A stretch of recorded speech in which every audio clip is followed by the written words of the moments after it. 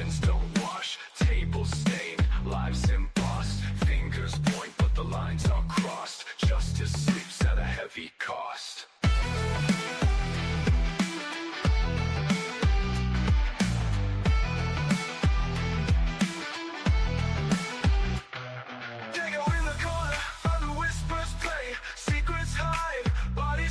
True crime cafe, in the night we stay.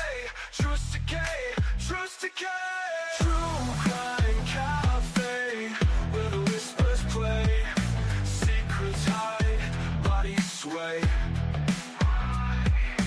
True crime cafe, in the night we stay. Truce decay, truce decay, truce decay. They go in the corner, eyes like stone, words like daggers, chill to the bone. Echoes of screams on a borrowed phone. A city of shadows, you're never alone.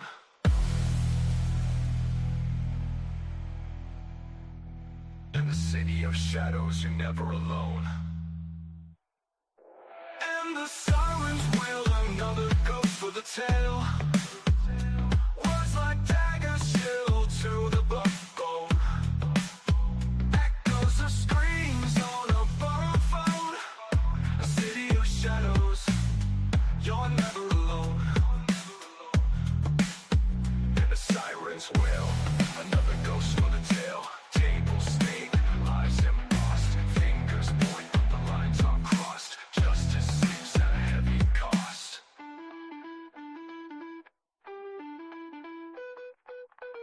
Ashtrays full, sins don't wash, tables stain, lives embossed, fingers point but the lines are crossed. Justice sleeps at a heavy cost.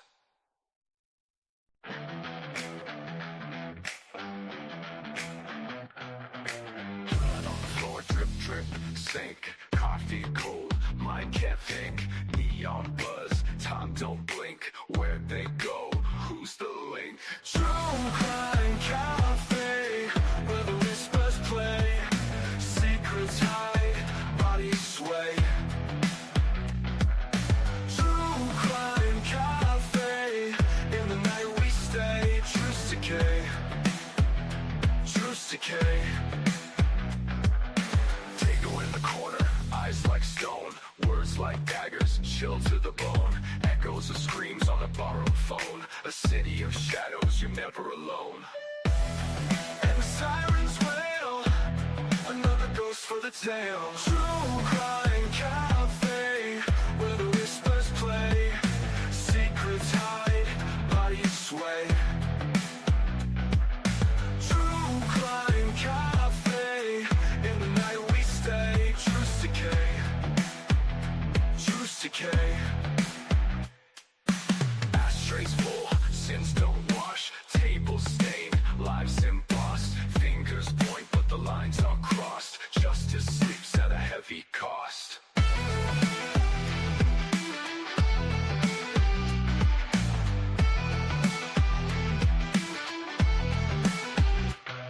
Dago in the corner, where the whispers play. Secrets hide, bodies sway. True crime cafe, in the night we stay. Truce decay, truce decay. True crime cafe, where the whispers play. Secrets hide, bodies sway.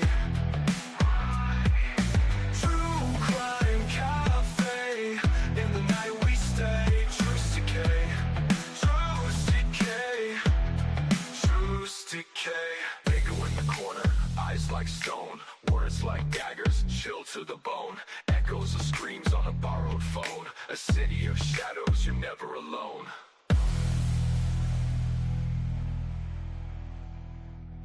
In the city of shadows, you're never alone. And the sirens wail, another ghost for the tale. Words like daggers, chill to the bone. Echoes of screams on a borrowed phone. A city of shadows, you're never alone. And the sirens wail, another ghost for the tale. Tables stain, lives embossed, fingers point but the lines are crossed. Justice sleeps at a heavy cost.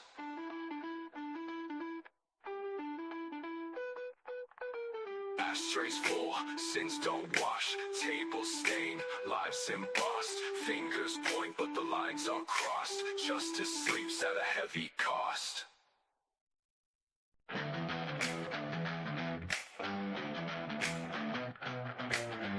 on the floor, drip, drip, sink, coffee cold, mind can't think, neon buzz, time don't blink, where'd they go, who's the link? True crime cafe, where the whispers play, secrets hide, bodies sway. True crime cafe, in the night we stay, truce decay, truce decay. Dago in the corner, eyes like stone, words like daggers, chill to the bone, echoes of screams on a borrowed phone, a city of shadows, you're never alone.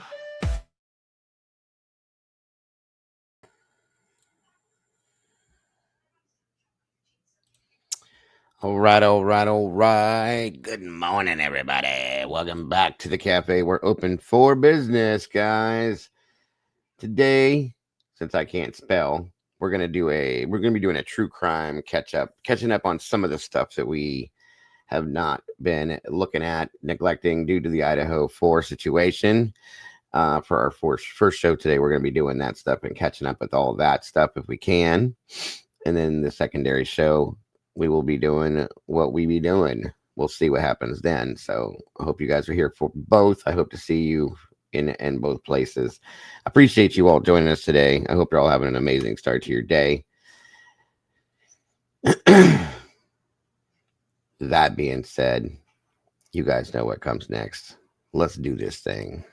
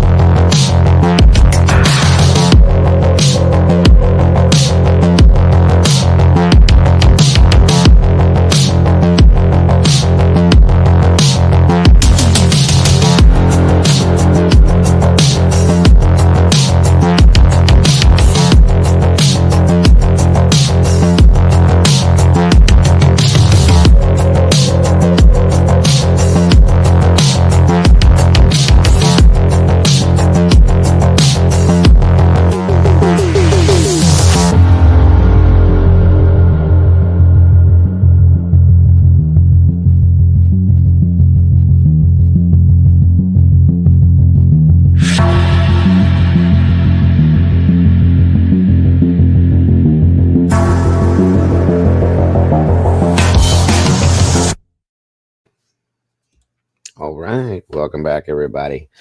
Thank you again for being here with us today. I hope you're all having an amazing day. It is great to see you all. I hope everybody had an amazing night, slept well. Somebody needs to, because I know I didn't.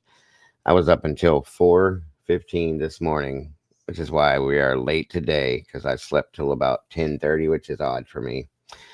I don't know why I couldn't sleep. I had too much on my mind, as always, and was just laying there staring at the ceiling. So, yes, I are tired a little bit. My fault, though. Just can't get things out of my head. You know how that goes, everybody. Lots to think about. Come on in, grab a seat, grab a coffee, tea, whatever it may be. Let's do this thing, everybody. Let's see who we got in here this afternoon. It's afternoon. Sorry, guys. It looks like the Cassie's in the sassy one's in the house. Miss Cassie, good to see you. Steve W, ma'am, wonderful to have you back. I hope you're doing well today. Great to see you. Hildreth Media, Dylan's back in the house. Loved having Dylan up here yesterday. I appreciate you, brother. A welcome addition to this amazing community. Yeah, I was on Outcast pretty late last night too. Ro, good to see you, Ro. Stuart Jones, welcome back to you. Miss Trish Crow, good to see you. Thank you so much for joining us today. Kat K, always happy to have you here, dear. SR BBBB, wonderful to see you. Always happy to have you in the house. Thank you to my blue crew for joining us today. For those of you that are in here, I appreciate each and every one of you so very much. We all know I couldn't do this without them. Let's see. Social Glow, welcome back. Great to see you today. Looks like Cassie, once again, our first super chat of the day, jumping on that goal. I appreciate that so very much. Looks like we got the boss deserves a copy. Well, I appreciate it. I need it. I definitely need it. Thank you so much, Cass. I love you. I appreciate you so very much. Paula Fitzhenry, the positive one, as I call her, back in the house. Kent Corbett, welcome back, brother. Good to see you as well. Always happy to have you here. Let me see. I don't want to miss anybody. Looks like we got 26 people with 20 likes, guys. Hit that like button, please, and thank you. And everybody, I know it's not Idaho. I'm sorry, but there's other things that are going on in this crazy ass world in the true crime community that I got to catch up with. And we all need to see and hear it. We got to get them out there to get these things handled per se, so that the world knows what's going on. Miss Trish, again, you guys are awesome. Thank you so much, you guys. We got 2 out of 5. You guys are going to hit that goal today. I see it coming. Thank you so much, Trish, again. Keeping that coffee flowing at the cafe. I appreciate that so much. Miss Bridget, welcome back to you. Great to see you. Beach Babe in the house. Probably this afternoon for sure, Dylan. I'm down for it, brother. I'm down for it. Rowena, good Lord have mercy. Thank you so much, my dear. You guys are awesome. 3 out of 5. You guys are killing it today. Great idea, SRB. I appreciate it so very much. Thank you so much, Ro. I love you to death. I appreciate you so much. Every one of you guys. Guys, again, understand something, as I always say. We do not expect super chats, super stickers, any kind of donations, whether it be PayPal, Cash App, Venmo, super stickers, memberships, none of that. We don't expect you to do that when you come in here, but God, Lord knows we appreciate it. It helps keep this channel going, and truly with these, it helps keep me going.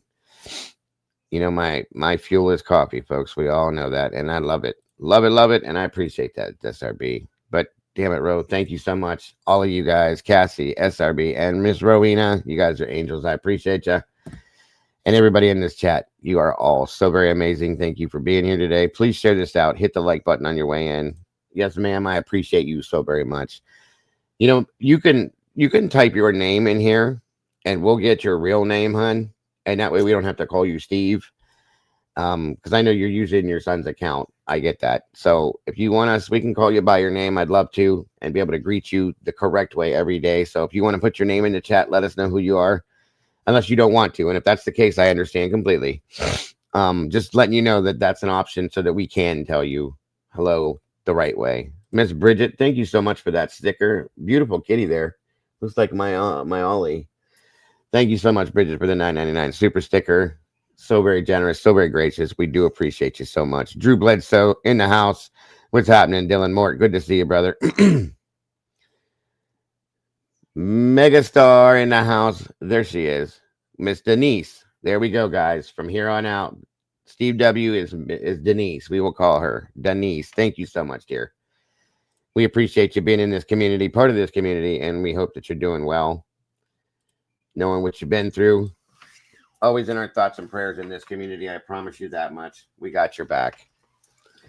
The megastars in the house. Miss Meg, great to see you, dear. Thank you for joining us today. One of my amazing moderators, Blue Crew. This amazing blue team we got here, guys, that I couldn't do this without. Stitch is back in the house. Good to see you so much. Appreciate you so very, very much. Exactly. So when you see Steve W, I'm sorry, say hello. Miss Denise, how are you today? I hope you're doing well. So it's great to know that, Denise. Thank you. You are so very welcome. Let's see. We got 40 peeps, 28 likes. Come on in, grab a seat, get comfortable. Let's do this thing. I'm going to try to pull off the paranormal, the crazy, weird, unexplained, and scary Saturday night this week, guys. I'm going to try. Fingers crossed. Crazy Italian ladies in the house. Good to see you. Thank you for joining us. Appreciate you so much. I love your name. You guys are amazing. Oh, wait. Yeah, no, okay. We got 3 out of 5 on our goal there. Thank you guys so much for that. You guys are amazing. Absolutely amazing. Tony DeWong, my brother, welcome back. Good to see you and good afternoon to you. Yes. Miss Denise. Please welcome Miss Denise, Steve W., to the community with open arms as we do with everybody. We got a lot of new people, guys. I was just looking this morning, and we are up.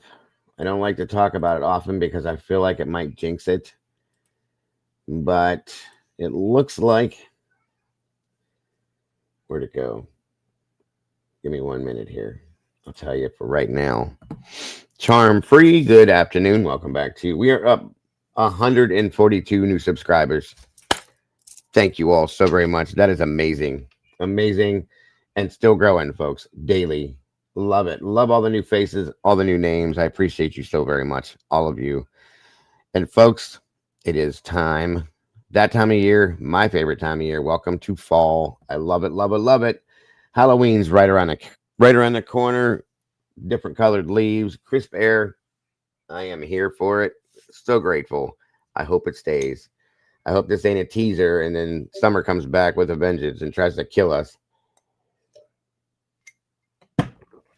I hope not. It's fall, y'all. I have a sign in my yard that says that, Cass. It's hilarious. Come on in, everybody. Grab us. So, yeah, sweatshirt weather. I had my hoodie on early this morning. It was 38 degrees outside, folks. What is going on? That's winter, not fall. Oh, that's awesome, Stuart. I always wanted my birthday to be Halloween. I love Halloween. It's my favorite holiday. In the 80s, you can have it, Meg. I'm done with it. I am done with it. I'm happy where we're at right now. Let's see. It is 74 degrees right now. It was not this morning. I hate summer. Especially when it's hot. I love fall and I love spring. I love the newness of spring, the air smell, all that. And I love fall. Winter I can deal with. I hate summer. I hate it. And you guys, I can't believe it already, but 2 months. My birthday's in 2 months already. I swear to God, I just turned 56 like 3 months ago. It's a year already. 51, and I will be officially in my 50s. Not a good thing. Yes, I know I look like a bum. It's time for the beard. So bear with me until I get it in, enough to where it looks normal, and I'll be back to the bearded dago. My birthday is on Boss's Day. It's named after I was born, of course. I love it. I love it. You got to remind me when that is, Meg, so that we can celebrate like we do. So do I, Cassie. I absolutely detest it. Worse than anything in the world, because you can only take so many clothes off legally. In the wintertime, at least you can add clothes until you can't add clothes. You know what I mean? My mother-in-law, she's insane. Because her and my wife, they're from the South, down in Alabama, of course. And if it goes under 85 degrees, it's cold all of a sudden. Get over it. Yeah, I don't even want to think about that. I know it's going to irritate me because, like I said, it does this every year. It teases us with fall, gets us all worked up and excited. They've already started decorating for Halloween out here, by the way. My werewolf, I'll have to show you guys. My werewolf is outside now. The thing scares me. It's pretty nasty. It's a animatronic thing that we put out every year, plus a bunch of other things. Miss Emma R., welcome back, dear. Good to see you today. Uh-oh, Cassie Cass, what are you doing? Dropping another one. She did it. Pumping it up, yes. Thank you so much, Cassie. God bless, sis. We love you. That is, hold on. That's full. Is it the same one? Yeah. I think that's 4 out of 5. I think that's how that works. Yes. Thank you so much, Cass. We love you, sis. Appreciate you very much. Good morning, Done One. Good to see you. 3:30 left. That's right. Come on in, grab a seat. Everybody get settled down. We'll get this started here shortly once we get everybody in the house. Looks like we got 43 peeps and 35 likes. We can do a little better than that. 3 minutes to go. 3 minutes to go to hit that 5 for 5 goal. Wait, did we hit it? We did hit it. Holy shit, Meg.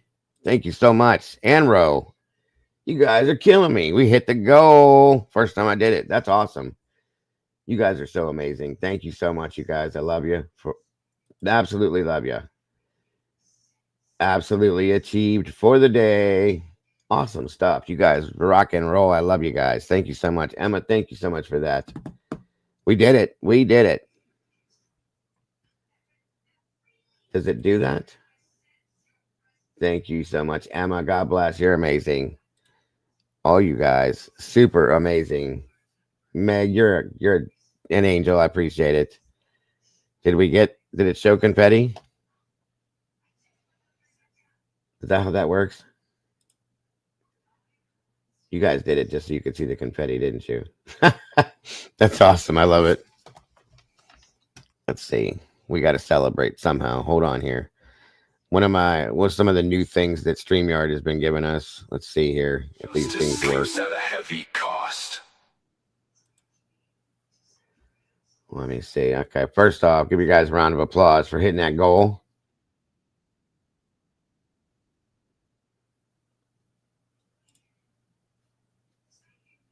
That's awesome.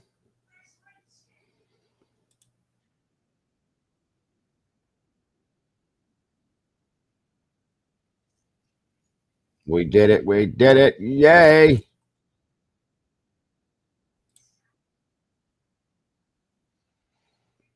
Very awesome. Very awesome.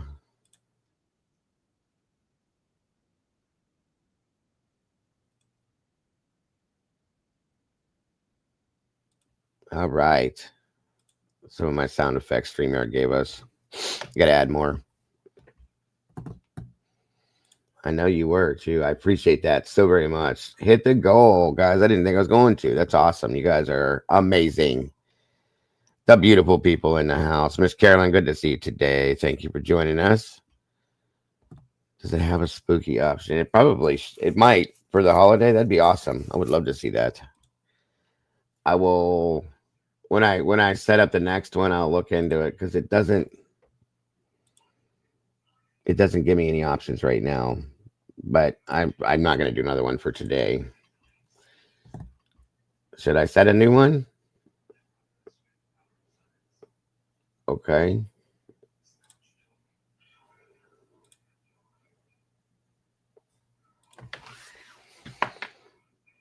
That one was set for 30 minutes and we hit that way before. That's crazy. Let me see.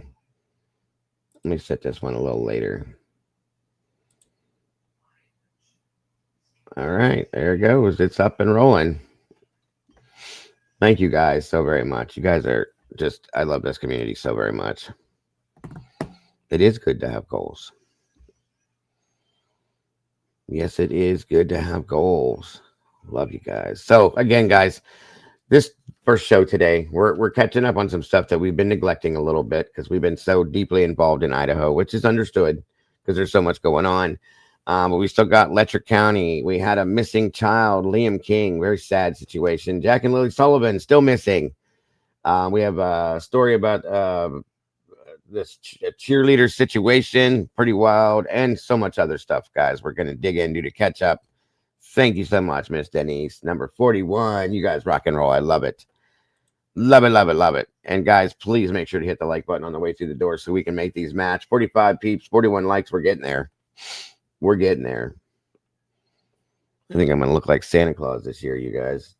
It looks like it's coming in white. Good Lord have mercy, SRB. Thank you so much. Just dropped 5 new memberships to the cafe. Krista received a membership. That's awesome. A Warrior Mom. TOR Tour. And Miss Bianca. Also, Southern Gal. True Crime. Congratulations to you all. New meatballs. Welcome to the sauce, guys. Let's fill up that pot with as many meatballs as we can. Welcome, Cat Lady. Good to see you today. We missed you last night.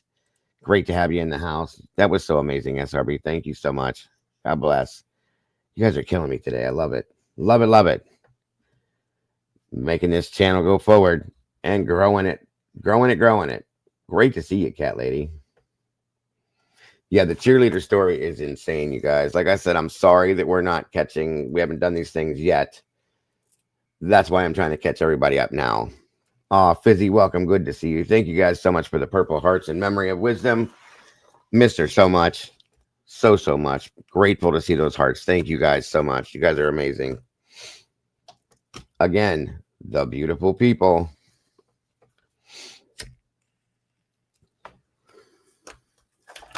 Come on in. Grab a seat. Meg, thank you, sweetie. Appreciate that. You guys. And Sassy, yes. Yes. I'm going to keep these going as long as I can keep these going. Sherry, Wisdom Speaks was so important to this community and the people in this community. This channel wouldn't exist without her, guys. And I know she's watching over all of us. We miss her so bad. It's still kind of surreal, but the purple hearts, that ensures that she stays with us always in the community, in the chat, as I'm sure she is with us anyway. So thank you guys so much for those hearts. And you guys have been doing amazing, keeping them up.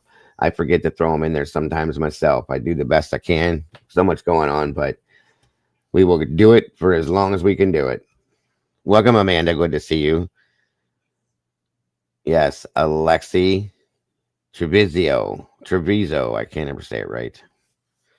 She did. She had to have. I agree with that, because that is something that Sherry would have done. The link that SRB gave us, which again is so amazing for the Idaho case. It has everything, folks. Everything you can think of is in that link.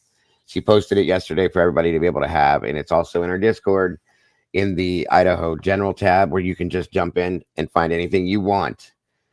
That's something Sherry would have gave us, and she made sure, I think, and SRB agrees, or SRB thinks, and I agree, that Sherry made that available for us to find. So thank you, Wisdom. We love you and appreciate you still here doing what you do best. We do. We really miss her so much.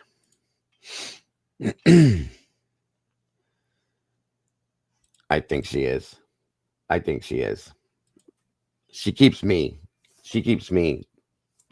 my head straight. She keeps the common sense flowing. Welcome, Midnight. Good to see you. It is. It's an amazing tool. It's probably one of the best tools we've had. Resource-wise, it's awesome. And thank you, SRB, so much. And again, I believe that Wisdom helped us find that. So thank you, Wisdom. We love you. We miss you. Yeah, it was rough, Meg. It still is hard. I look at her name in here because I will refuse to take it out of the Discord. I refuse to take it off as a moderator. I look at her name every day, and I just don't understand sometimes. Miss Tandy's in the house. Sunshine Girl, welcome. Thank you for bringing your sunshine in here. We appreciate you so much.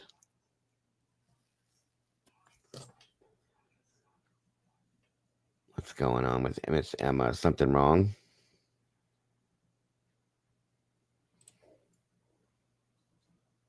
Oh, that's amazing. It is today. So for my 11-year-old, oh my God, Emma, I'm so many prayers, so many prayers. Good Lord. That's something that we will, now that that's known, that will stay within our little prayer chain that we have in here. Being that you're part of this community and this family, Miss Emma, we will forever keep you and your little one in our thoughts and prayers.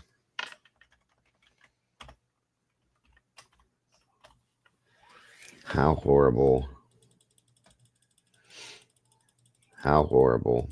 Please, guys, if you have the ability, let's throw some yellow ribbons in the chat there to support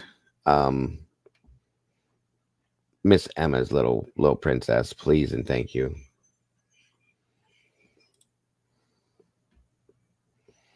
No, God bless, dear. God bless. No thanks needed. That's just what we do here. Miss Tandy. Yes, if anybody wants to jump into the Discord, you can get a hold of Miss Brandy B at that there, or let us know, and Miss Cass can help to get you in there too.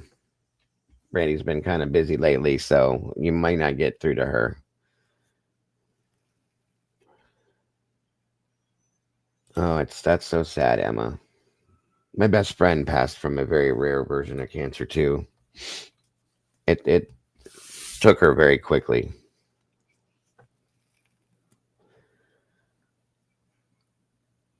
God bless. In fact, I will let her. I'll let my son. My son's a very avid churchgoer, and they do prayer chains in their church all the time. So I will give him that to put out there. Is there a first name? If you're comfortable putting it in the chat, just give me a first name, and I will give that to my son for him to take to his church group and put it out. If you're okay with that. If you're not, I truly understand that. We can just say Emma's daughter if you're not comfortable with the first name. Ava, beautiful name for a beautiful little princess, I'm sure. So I will give that to my son, and I will have him take that to his church group and put that out as well. Absolutely. No thanks needed, dear. Revelation, greetings from Germany. Welcome. Good to see you. Thank you, Emma. Beautiful name. I love it. Fizzy's fizzing around in here now. Good to see you. Midnight's in the house. Good to see you. Got me stumped. Welcome back to you.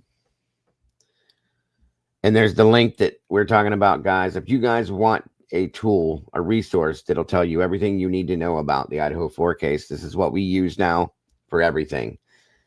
Please click that link and grab it for yourselves. Oh, absolutely, Emma. Absolutely. Every time, anytime.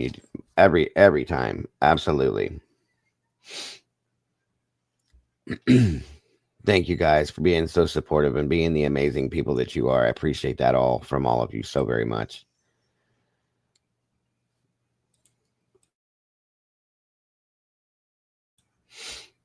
All right. Again, thank you to my amazing moderators for joining in. Miss Candy's working double hard. She's on her lunch break at her real job, and she's still in here doing things. You're amazing, Candy. Thank you, hon. Speaking of that, where's Bomb Toy? Jazoo, welcome. Thank you for that. Yes. Everybody keep, well, we're going to say it, precious little Ava in your prayers, and keep her strong, and Miss Emma as well, to get through what they're going through, guys. Yes, you're amazing, Tanny. We love you. Appreciate you very much. The Bomb Toy needs to get her bootay in here too. We do. This is the best community on YouTube, as far as I'm concerned. On the internet, period. And we'll fight to the death on that one, you guys. The best community, the best moderators, the best people, period. Looks like we got 55 peeps, 48 likes. We're catching it up. Pappy, what's up, brother? Good to see you today. Thank you for joining us, bro.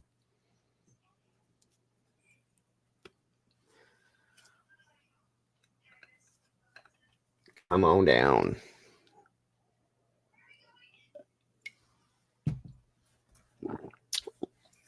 Yes, absolutely the best blue crew of them all. 52 peeps, 50 likes. Catching up, guys. Thank you guys for being here with us. All right, let's see. I've been running my ugly mug for too long here. I'm sure you guys want to get kicked into something.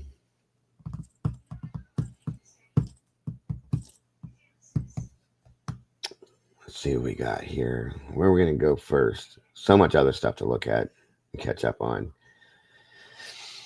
First show of the day. I will be back later on this afternoon. Let me see what we got here.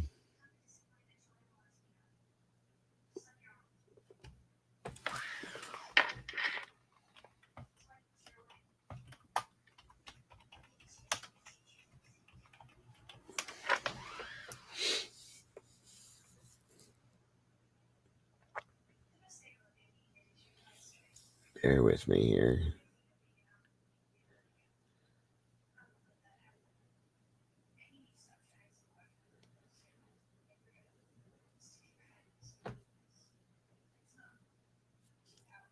All right, we're going to start off with an update on the Letcher County scandal, as I call it.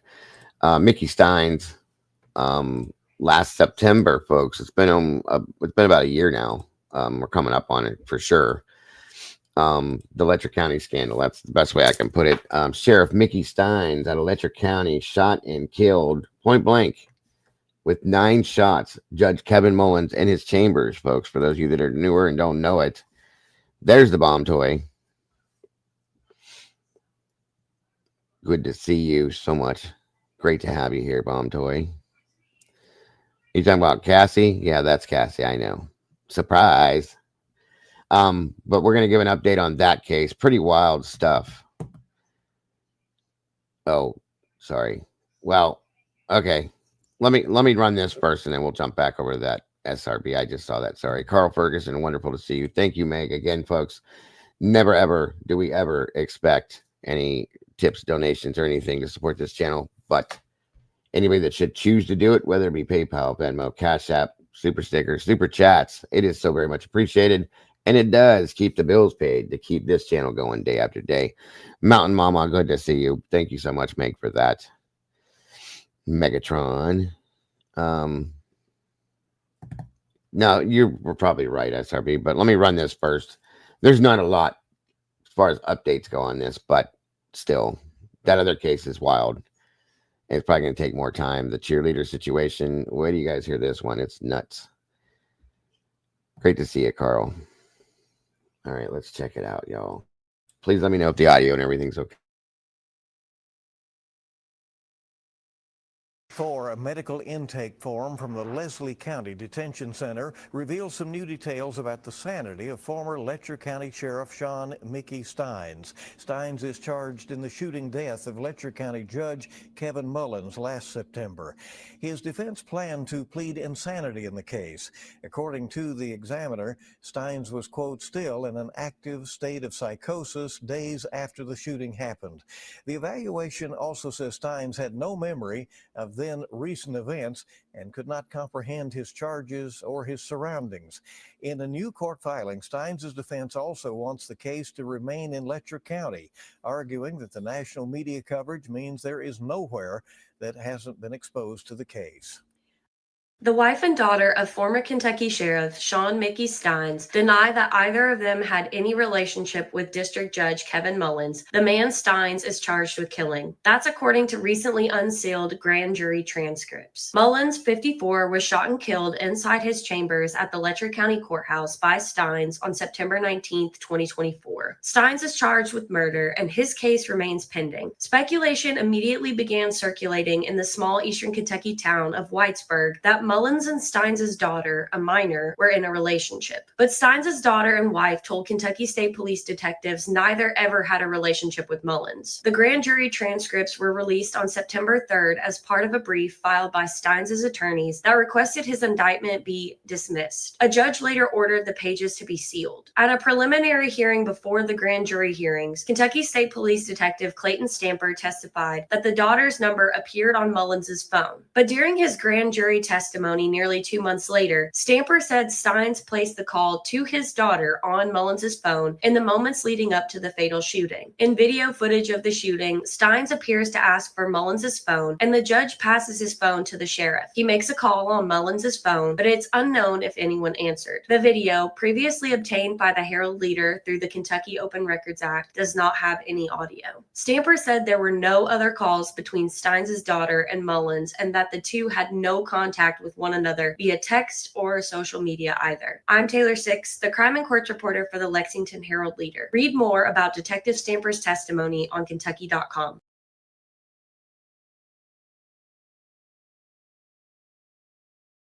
All right, 1 minute here.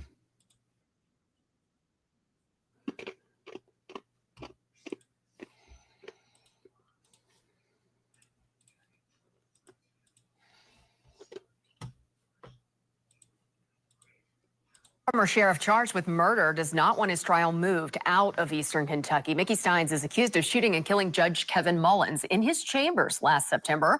In a court filing this week, the prosecution requested a change of venue, arguing it would be impossible to have a fair trial in Letcher County as both Steins and Mullins were elected officials. Steins' defense filed a motion opposing the venue change, and a hearing on the request has not yet been scheduled. Steins has also filed a motion to dismiss the murder indictment, claiming misconduct by the prosecution.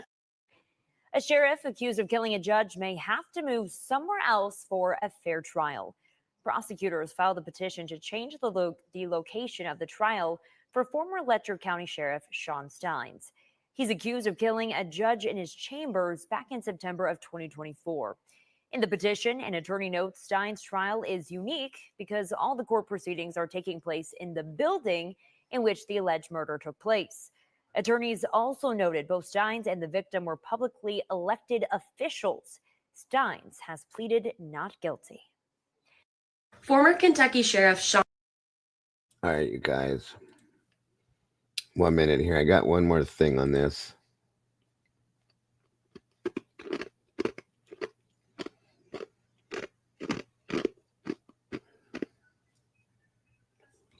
Sorry, everybody.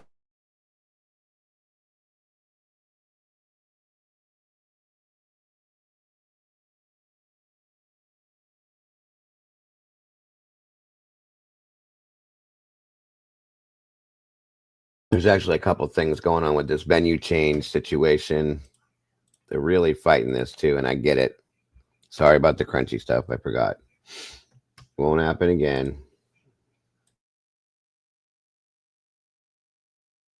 This afternoon on the request to move the murder trial of former Sheriff Sean Mickey Steins out of Letcher County, Kentucky. Prosecutors filed that request yesterday, and now the defense has responded. Defense attorneys for Sean Mickey Steins stated their opposition to the request to move the trial out of Letcher County in that same courthouse where Steins allegedly killed Judge Kevin Mullins. In their filing, the defense says the regional media coverage.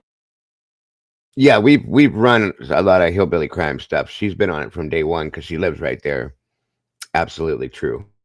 Around the case would be an issue in any part of Kentucky after the prosecution said a fair trial could not happen in eastern Kentucky because of the media coverage there. They also say any transfer should be to an adjacent county to Letcher. The defense closed by saying the requests need to be heard in court. In the original filing, Commonwealth's attorney Jackie Steele was concerned for the fairness of the trial. Steins faces welcome, James. Good to see you, brother. Murder of a public official charges. He has pleaded not guilty to both.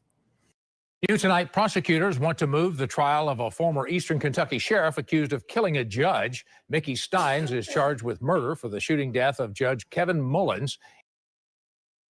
The reason that the prosecution wants to move this so bad, folks, is because the town is supporting Steins in a way that they're looking at him like he's a hero because of what he did, because of the things that Mullins has done in this town. They were running basically a brothel out of the courthouse, you guys, and the prosecution thinks that it's going to be unfair that any jury is going to find him innocent. Can you blame them, considering what was going on? I mean, I don't think anybody that sees this story, they're going to look at him in that sense per se. So that's why you very rarely see the prosecution wanting to move from their area. Usually you see the defense doing that. They want to stay there because he's got so much support, and I don't blame him. I don't blame them. What's happening, Hemisphere? Good to see you, brother. Yeah, I hope that the defense gets their way, because I get it. He did something wrong. He killed somebody. I understand it, but for reasons that it's hard to defend it in a sense that is understandable. You know what I mean? Miss Leah's in the house. Good to see you, dear. Thank you for joining us. So 100%. It's pretty wild. It's definitely wild. In his chambers last September, in a court filing, the Commonwealth argues that it would be impossible to have a fair trial in Letcher County as both Steins and Mullins were elected officials. The petition asks the court to consider moving the trial to another county in order to ensure a fair proceeding. A hearing on the request has not yet been scheduled. Stories new at noon. Prosecutors are requesting a change of venue in the case against former Letcher County Sheriff Sean Mickey Steins. According to court documents, prosecutors want that case moved away from Letcher County and surrounding counties. Steins is charged with shooting and killing District Judge Kevin Mullins. Hey guys, thanks so much. All right, so this, I know it's Anton, but this is the last thing we have. He's been following this pretty close, and he's done a good job of it. It doesn't make up for all the other screw-ups he's had, but he's done a good job with this one so far. So, this will be the last part of this. Then we're going to move on to the next segment. This is pretty interesting, too. Here we go. Much for checking out my channel. I really appreciate it. Please click to subscribe. I'm on the road now. We're actually on our way to Los Angeles. Cameraman Mo and I working on a new story. But this episode goes back to new developments with the sheriff in Kentucky who shot and killed the judge, and new details that I've uncovered over the last couple of days. I now have the mental health assessment that was done on the sheriff when he arrived at the jail, and they say that he was in a psychosis and that he even had to be pepper sprayed. That's all new. Also, I got a copy of the grand jury testimony, which is very, very unusual to get your hands on. Normally very secret, where it's explained that the judge did not have a relationship with the sheriff's daughter or wife. That was a rumor initially. We tried to dispel it early on, but now we've got the grand jury transcript, which I'm going to go through. I'm getting into all of it in this edition of Brian Ensign Investigates. Hey guys, so I have a ton. Yeah, stick around, Leah. Yeah, we'll catch you up because this one's real interesting. I'm kind of obsessed with this one since it started. Ton of new information when it comes to the Sheriff Steins investigation. Sheriff Steins, of course, Mickey Steins, is the sheriff from Letcher County, Kentucky, who is accused of murdering the judge in Letcher County, Kentucky, Judge Kevin Mullins. It was all caught on surveillance video. There was body camera video from after that showed the sheriff being arrested. There's still so many questions about why this happened. Allegations of a secret sex ring involving the judge, him making people in trouble basically have sex with him to get out of trouble, have sex with him right in the judge's chambers. Those are some of the accusations. And then questions about what the sheriff knew and whether that had anything to do with why he murdered the judge. Now, also a major focus on Sheriff Steins' mental health during the time of the event and what could have driven him to do that. And I now have the mental health assessment that was done. This came out as part of a new court filing, and I hadn't seen this yet. And this is the mental health assessment that was done shortly after Sheriff Steins was taken to jail. They did an assessment, and it shows that he definitely was not in his right mind. Let me read you some of this here. This is what they wrote on the evaluation form. It says, upon evaluation of Mr. Steins, it appears that he is still in an active state of psychosis. So they actually said he was in a state of psychosis. He appears disoriented and is only aware of things jail staff tell him. He has no recollection of the recent past. He does not report that he has some, he does report that he has some paranoia because he is unsure where he is and is told he is incarcerated. So they're saying he didn't even know where he was. He does not appear to understand his charge and is unaware of his surroundings. He denies any suicidal and homicidal ideations. He does present to be responding to internal stimuli during the evaluation. Mr. Steins should continue at high risk level. So they considered him a high risk level when he came into the jail, the sheriff. He has had episodes of combativeness, which has required pepper spray. And that's the first that I've heard of that, that they had to use pepper spray on the sheriff. This is in Kentucky, Letcher County, Kentucky, Leah. When he got to the jail because he was in this state of psychosis. And they say it is recommended that he be evaluated again within the next 24 hours. Mr. Steins has recently agreed to take risperidone, 1 milligram, 2 times daily. This began this morning. We will evaluate effectiveness on symptoms when re-triaged. So the takeaway that No, yeah, it's Letcher County, Kentucky. I'm trying to think of that. I think it's White. The name of the city itself was White something, I think. But it's Letcher County, Kentucky. though is that they said he's in an active state of psychosis, and it was apparently so bad that they had to pepper spray the sheriff when he actually got to jail. So now the attorney for Sheriff Steins, his defense attorney, has filed this new motion essentially trying to get the indictment thrown out, the grand jury indictment. It was a grand jury that met, grand jury, of course, is just regular people who meet to decide whether to pursue charges. They get evidence from the prosecution. And the defense attorney, and this is new, is asking for that indictment to be thrown out because he is claiming that this mental health information, partly what I just read you, this evaluation from jail and other things, were not included in the grand jury testimony. When the Yeah, we'll be getting into that this afternoon, Ro, for sure. detective testified to the grand jury, the defense attorney is claiming that a lot of this mental health information was not included and that the grand jury didn't get a good picture of just how disturbed the sheriff actually was.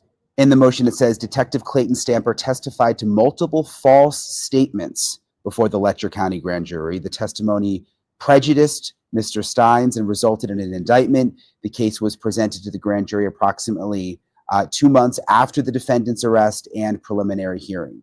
And there's a lot Sheriff Steins' attorney says the detectives knew about Sheriff Steins' diminishing mental health, but they didn't tell the grand jury. Even that the sheriff had talked about a concern that someone was going to kill his wife and daughter and was going to get a bulletproof vest. Again, something new I didn't know. These reports that the sheriff was so paranoid ahead of this shooting with the judge that he even talked about getting a bulletproof vest, something that did not come in during the grand jury testimony. In the grand jury testimony, the detective actually testified that Sheriff Steins was in his right mind. And by the way, when I talk about grand jury testimony, this is normally extremely secret.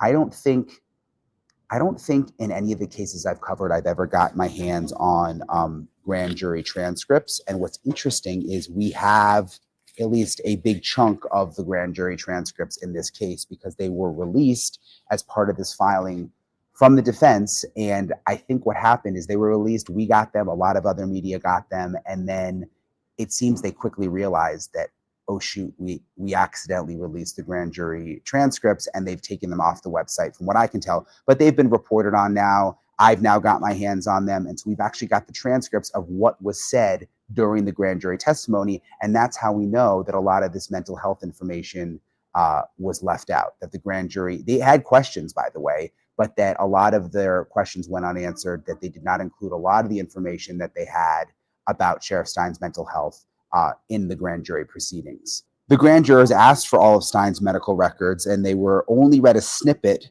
from the doctor that he saw the day before the shooting, which did not include the doctor's diagnosis.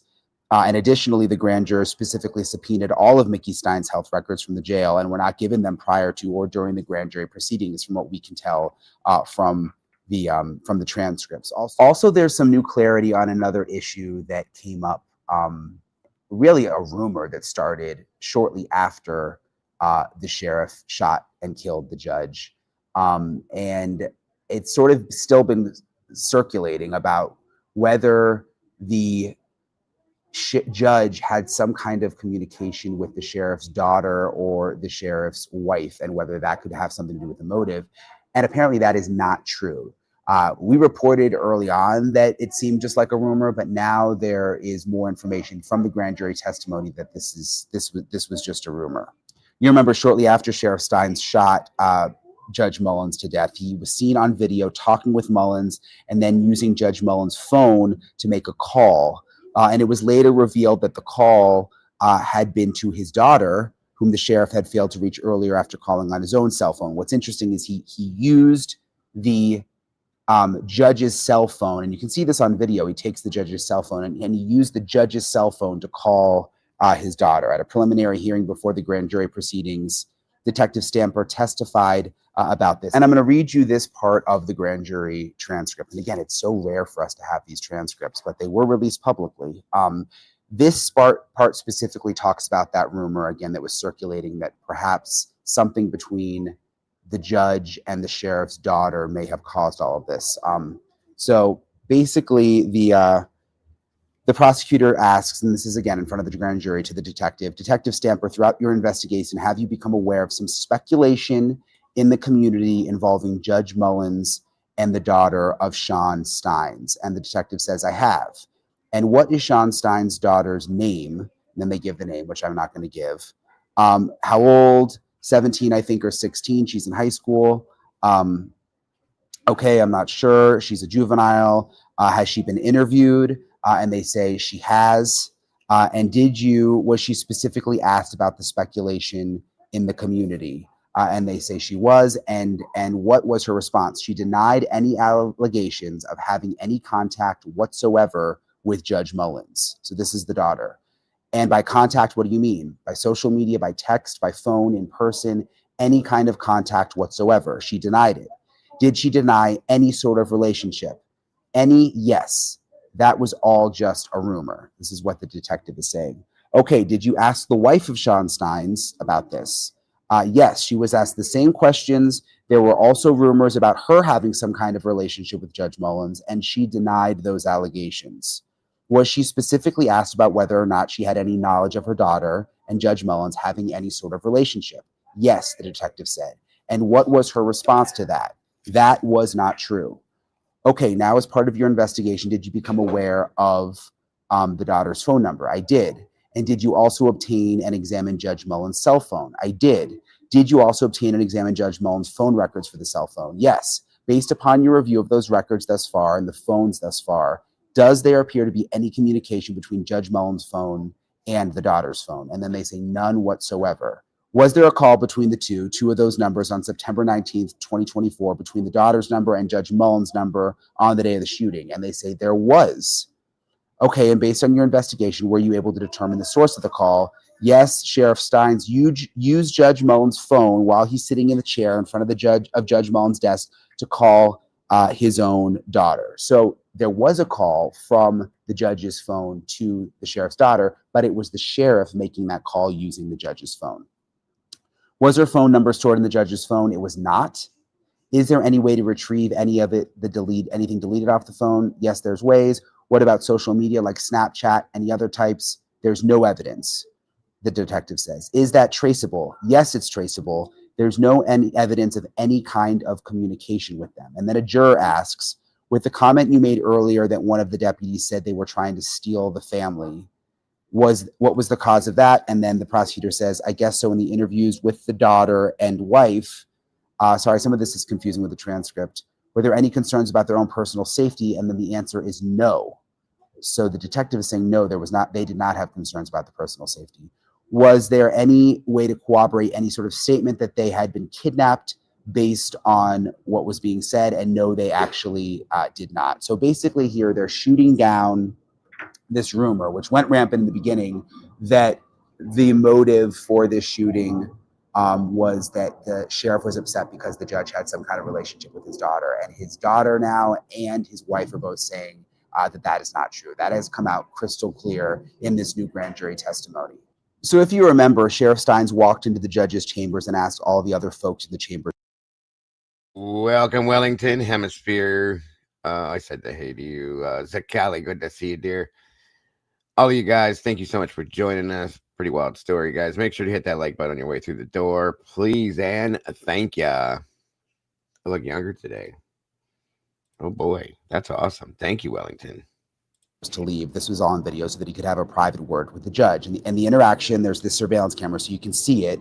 But this is important. The video had no sound.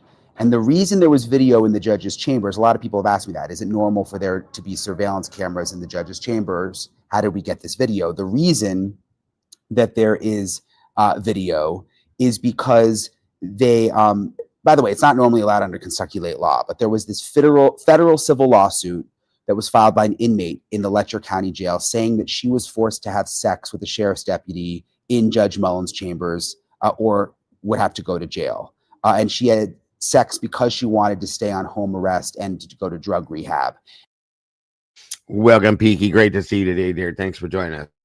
And following the filing of that lawsuit, there was this deputy, Ben Fields, who was arrested for rape. I know there's so much here, by the way. I know there's so much to this story and there's so many layers, but just bear with me. The deputy was arrested, Ben Fields, for rape, having sex with the inmate in the judge's chambers, who was unable to consent. And Fields was convicted of rape 3, served almost 6 months in jail. And the federal lawsuit, it remains ongoing right now with settlement stocks at a standstill. However, through the federal lawsuit, investigators questioned the alleged victims of Benfield. As part of this federal lawsuit, again, they questioned witnesses, potential victims, and one of those women who they interviewed, again, as part of the federal lawsuit, which the sheriff was going to have to testify about, one of the women that they interviewed talked about seeing a video of the judge, not just the deputy, not just Benfield's, but the judge having some kind of sexual relations in his chambers. Listen, we have part of that interview that was done as part of this whole investigation. Listen to this. He does have some videotapes of some stuff in the judge's chambers. What kind of stuff? Just with girls sexual and stuff. What describe? Have you seen the videos? I've seen one partly, just him having sex with girls for to be able to get out of jail. Who was having sex? Ben and just some higher ups up there. Who? The judge and. You saw the video? Mm-hmm. Yeah. What did you see on the video? I mean, I've seen Judge Mullins having sex with a girl. Who was the girl? I don't know. Because I don't know a lot of people from over there. Where was it at? In his office, in the judge's chambers. Is that the same place that you were meeting Ben? Is that how you know it was the judge's chambers? And this was Judge who? Mullins. So what's interesting is there was this federal lawsuit. There were these interviews done. There was that specific interview where the judge. Oh, this goes way beyond what you could imagine. Truly, it does. It's pretty crazy. Was talked about. Okay, investigators knew that there was a woman who said that the judge, that she had thought she had seen video of the judge having sex in the chambers. And what's interesting is back to the grand jury testimony with the sheriff. This actually sort of comes up during the grand jury testimony. And this is another thing that the Sheriff Stein's defense has an issue with. Let me just read you this part from the testimony. One of the jurors says, "I have a question. You said ongoing lawsuit against the sheriff's office." So this had come up. And then the prosecutor said, yes. And then the juror asked, "Did Judge Mullins have any relation to that case in any way?" So the juror was smart enough to ask about that. And the response was no. No. That the answer was no. "To your knowledge, was Judge Mullins involved?" And the detective says, "No. To my knowledge, no involvement." And then the prosecutor says, to your knowledge, was Judge Mullins involved? And the detective says, "No. To my knowledge, no involvement," which again is just kind of interesting when you go back to that audio clip that I just played. I don't know if the detective had never heard that audio clip or what, but the judge was a part of that investigation. It's right there in that audio clip. He was pulled in some way. And from our sources, the sheriff was potentially concerned about having to give a deposition related to what the judge knew about all of this.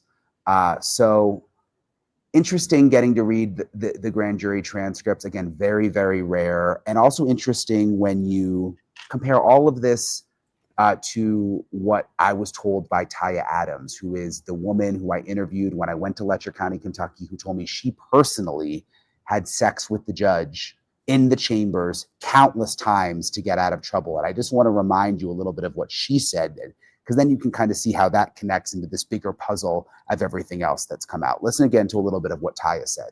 So what was your first interaction with the judge?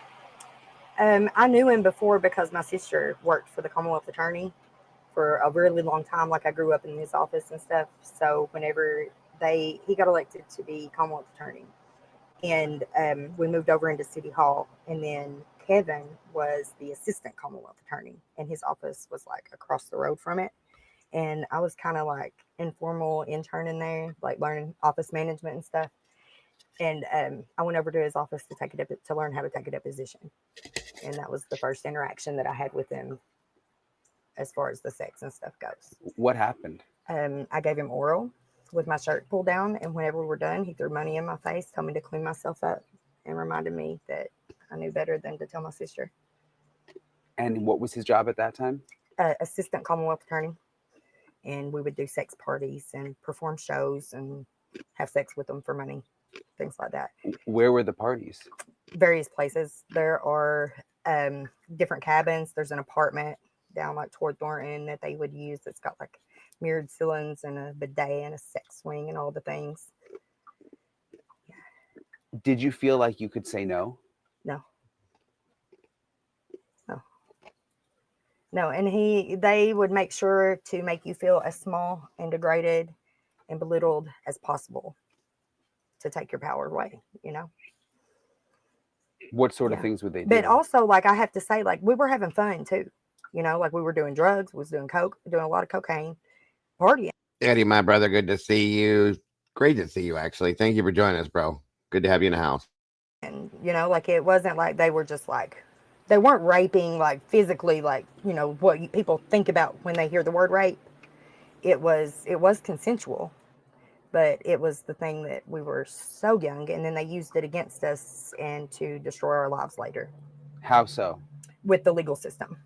And CPS. Systematically removing your whole life, piece by piece. Did they ever tell you that you couldn't say anything? Yeah. I mean, that was just a given, you know, and like who would believe it anyway, because the whole town's doing it, you know, nobody cares. They're all swingers. It's all a big party to them. It was just like so normal. Did you ever have sex with him after he became judge? Yeah. When he was the judge? Yes. I've had sex with him in the chambers. I've had sex with him upstairs. You had sex in the chambers? Yes. How did that? It was not the room that's on film. That's on that where that camera is, where the murder and stuff happened. That's not the room that was always the chambers. I don't know, like I think it might be behind that where it was, but there was like a different desk and everything in there. That's not the same room. Yeah, everybody, this has been going on for like 20 plus years, and it's just gotten worse and worse and worse. This was so bad, for those of you that aren't familiar with this, that the guard in the jail would check inmates out and take them home with them for the night, you guys. My right hand to God, no lie. And male and female guards doing this stuff. They would have sex parties and all sorts of things, and they would try to invite people into these things. There's another interview that he did with a former guard. She was there for 3 months, and they tried to invite her to one of these parties, and she, you know, she has morals and said no. And in my opinion was that, oh no, it's not a rumor at all. This is real, 100% real. Yeah, it's real. So yeah, it happened. Every bit of this happened. This is insane to me. And this is, again, I hate to compare it, but in some senses, these are the types of things I feel like are going on. Not this specifically, but the same type of a basis in Idaho, which is why people are fearful of speaking out on certain things. You see what I'm saying? That's what I'm saying. That's what I'm seeing in this. So it's crazy. They've been coming out left and right telling stories about this woman has spoken to everybody, and good for her to have the ability and the strength to do this. God bless her. And there's others that are coming forth, and I hope they tear this town down, the whole county. And they've known about it. It wasn't even a secret, as she says here in a minute, I think, but no secrets. It was just happening. People just expected it. They knew it. It's crazy. And how did that happen? What? The sex in the chambers. I mean, what? We would just like, sometimes we'd just go over there and hang out, and he'd be like, just hang out. Let me go sit on the bench for a while. I'll be in a minute. You know, and everybody would come back there and smoke and stuff after. The girls who, they would bring them up from the jail for the house arrest people and stuff. They would have sex all over the place with them too. From the jail? Yeah. Were you ever there when that happened? Yeah. You saw it? Yeah. Yeah, I knew the girls personally. Yeah. They were my friends and family. They were the people that we lived with on the streets.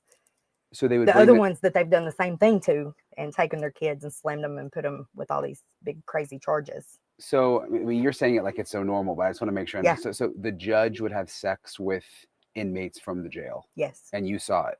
Yes. I was part of it. I was one of them. Not just from being in jail, like coming in off the street and seeing them. Yeah. See, that's how insane this is. Brian doesn't even want to believe that. He's like, you're serious. You know what I mean? Like, this really happened. It sure as hell did. Why did they keep it a secret? It wasn't a secret. It wasn't a secret. Why did you feel like you had to have sex with the judge? Because he's the one with the power. He holds my entire life in his hands. He's the one that makes the decisions over whether I get to keep my children or not. He's the one that makes the decisions on whether I go to jail or whether I get a, like they would drug test me all the time, and I would pass it, and social services would come in and say like, no, she failed it, and I would have to make them lab it every time because I wasn't failing it. That was the one good thing that Kevin did for me when my twins, we fought for them for months, finally got them back in the home. Social services was so harassing and so bad that he called her out in court. He said, that's enough. He said, you have taken this too far, and I'm reporting you to Frankfurt. And he called the ombudsman, like contacted me and to supposedly open an investigation against the child services here. And I never heard nothing about it. Did the judge ever say you have to do this, or if you do this, you come see me 3 times and we'll take care of this? If it's a ticket or something, you know, or you get some minor charge, some petty charge, come visit me a few times. We'll take care of it. You would say that? Mm-hmm. Absolutely. Yeah. And how many women do you think were also doing this? Total over the years, hundreds. Yeah. And not just for the women who had. That's my point right there, Wellington. Like I said, these people, she's even said it in one of the interviews. There's people that have lost their lives over this, okay? And have been afraid to speak on this because there's other people involved in this besides this judge that was killed. There's people that are even higher up involved. Big name, very important, powerful people that are involved in this. There were FBI agents that got involved in this at some point through their local office, guys. I'm just saying, it's a lot.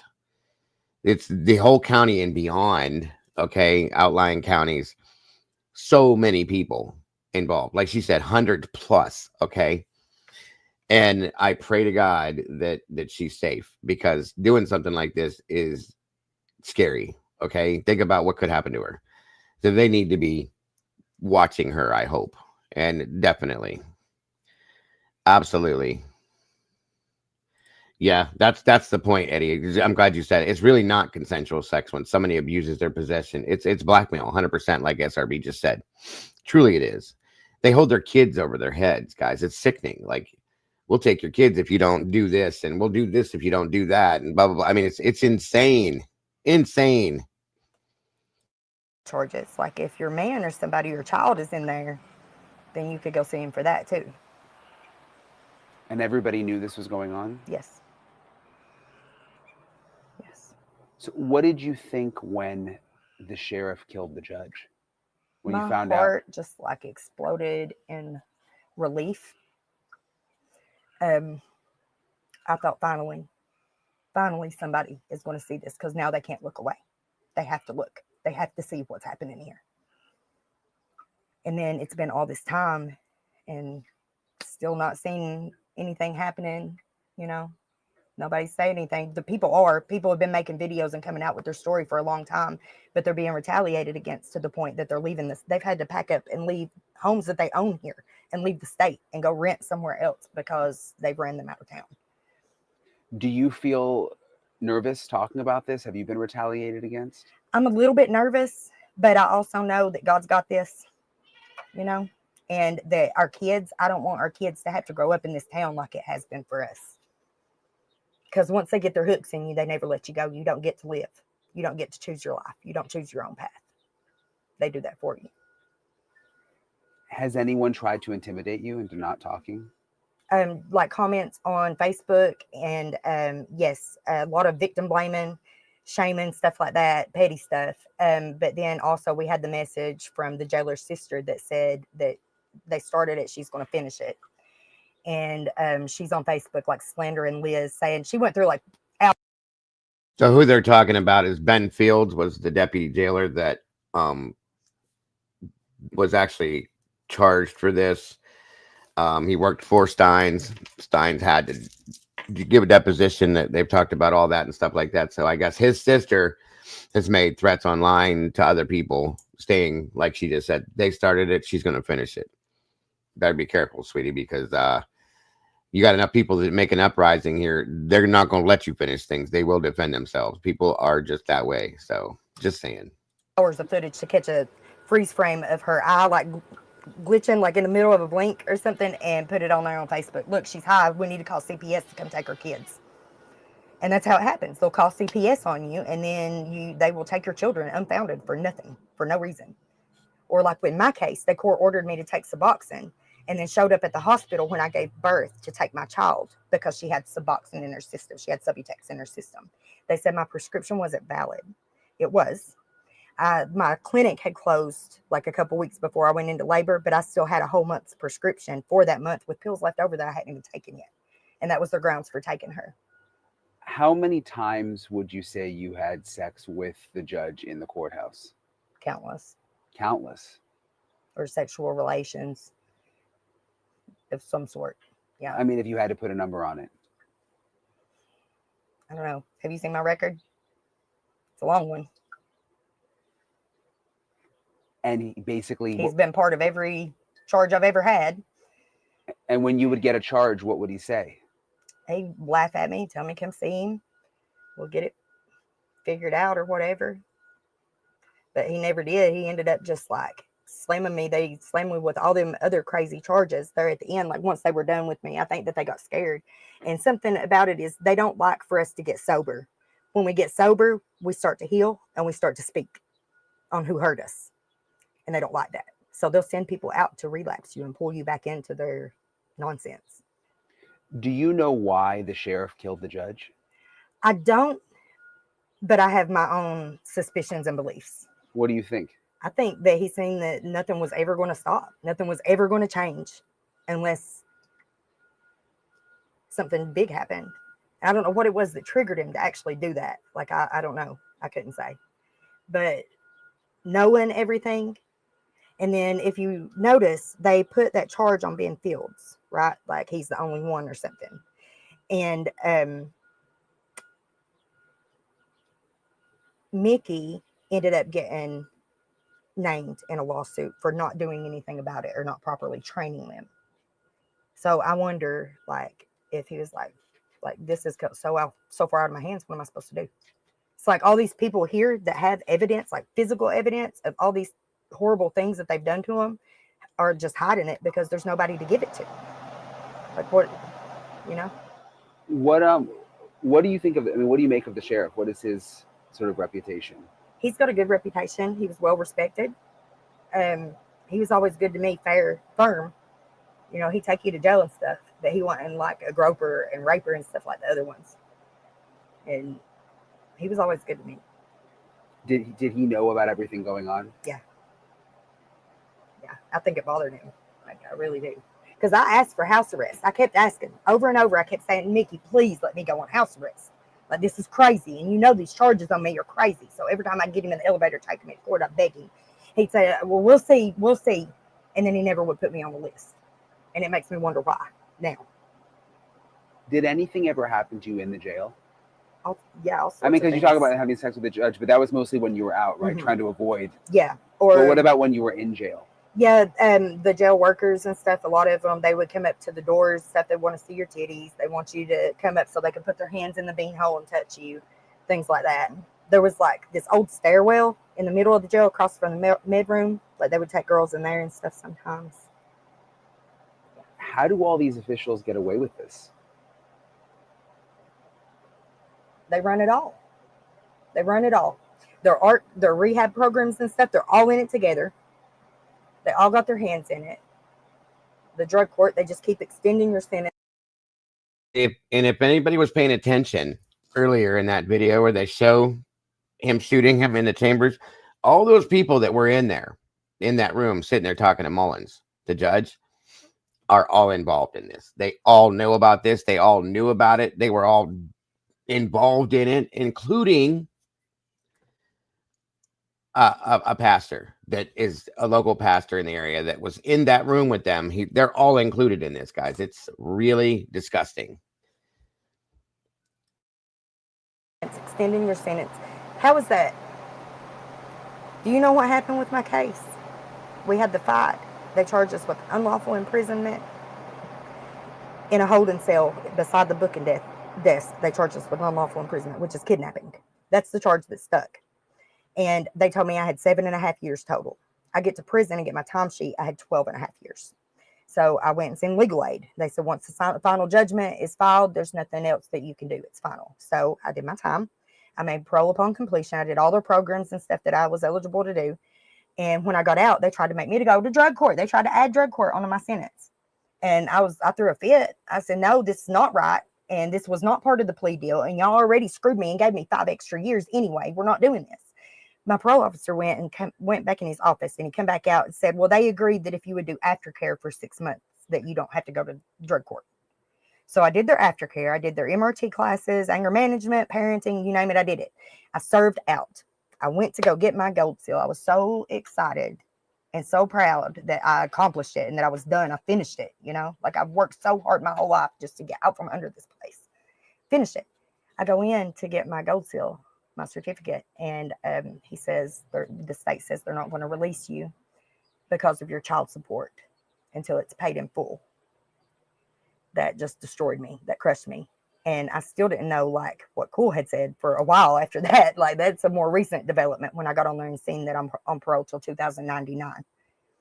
And I've been trying to find somebody from the outside for a while to look at this case. Like, what's up, Scotty? Good to see you, brother. So for people who aren't from here, I mean, there's obviously a lot of people on drugs or have been on drugs. Yes.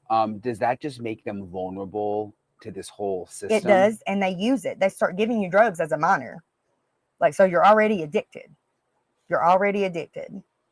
So they use that to keep control over you.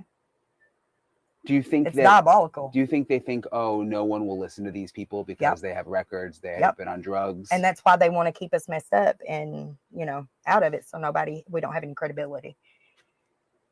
Yeah.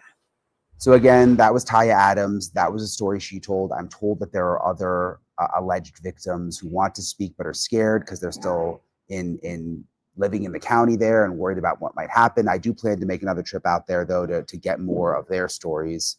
And that's really the latest. That's the latest that's came out of this new grand jury transcript and the latest filing from the defense trying to throw out the charges because saying that the grand jury wasn't given all the information, which is what I just went through. So it'll be interesting to see how the judge rules on that. And I continue to get tips on this case. So I'll keep you guys posted. I'm sure I'm going to be doing a lot more episodes on it. Thank you guys so much for checking this one out. Please click to subscribe. Thank you for all the support. And I'll talk to you guys later.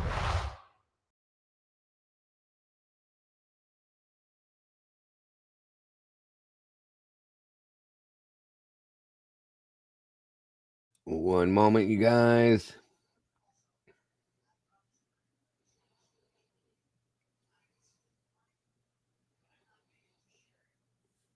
Got one more thing I'm going to throw up here, and then we're going to move on to the next segment for today. Like I said, there was a lot with this, and I see there's a lot of people that aren't familiar with this, so bear with me with Frodo here to get through this next piece. There's another woman that they bring in that speaks on this. Thank you, Tandy. Again, everybody, if you have not yet done it, please hit that like button on this. Hit the subscribe to the channel if you have not, the community, if you will. And please share this out. Make sure you hit the notification bell. That way you don't miss anything that we cover. Please and thank you. Did you all catch what she said last? When you keep them all addicted to drugs, then they will have no credibility. Like Eddie said, let that marinate. Very good point. Very good point. And yes, Ro, makes you wonder, especially small town. Okay. Small town, it's very easy to get away with these kinds of things in small town settings. Nobody pays attention. Okay. They keep to themselves. Nobody from the outside really looks in on this.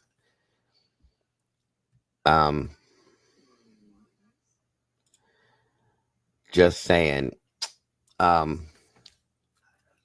Yeah, defamation of character, all sorts of things, Scott. You are right. Yeah, I'm going to throw a link out here shortly in a minute, Leah. I'm going to run through this one real quick here. Absolutely no problem. Please click to subscribe. I got so much reaction to my last episode about the sheriff accused of killing the judge in Kentucky and this secret alleged sex ring and women saying they were forced to have sex with the judge in order to avoid jail time. Well, there's so much more. There's so much more. We got this audio recording. It's a recording where state law enforcement is interviewing a woman, and this is long before the judge was murdered. Wait a minute. Hold on, Leah. I think I may have misunderstood you. A link for the phone to join. Do you mean join which way, Leah? In what aspect? Do you mean to join the panel or to join? Okay, what she put up there. Okay, I got you. That's what I was wondering. Thank you for being smarter than me and understanding, SRB. Appreciate it so much. Jesus, I'm such a dingbat. And the woman says that she saw an inmate having sex with the judge. What did state law enforcement do about that? Did they do anything? What is going on? Is this all just a huge cover-up? I'm looking into it in this episode of Brian Ensign Investigates. Hey, everybody. Thanks again for checking out the podcast. This is Allison Weiner, who you also see here, who is the producer that I work with, who I went to Kentucky with for the story about this sex scandal and everything else that we uncovered, and a ton of corruption. It's funny, we're both in hotel rooms, Allison, which is basically the story of our life because we're always on the road for these different stories. But real quick, a quick recap. Sheriff Sean Mickey Steins shot Judge Kevin Mullins. This was September of last year in Letcher County, Kentucky. It was on surveillance video. There was a camera inside the judge's chamber, and you saw the sheriff go in and shoot the judge, which I've never heard of a sheriff shooting a judge before, which is one of the reasons we started digging into this case.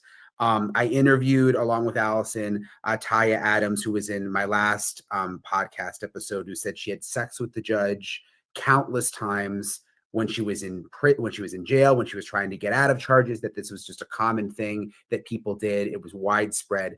Listen again to a little bit of what she said. So, I mean, you're saying it like it's so normal, but I just want to make.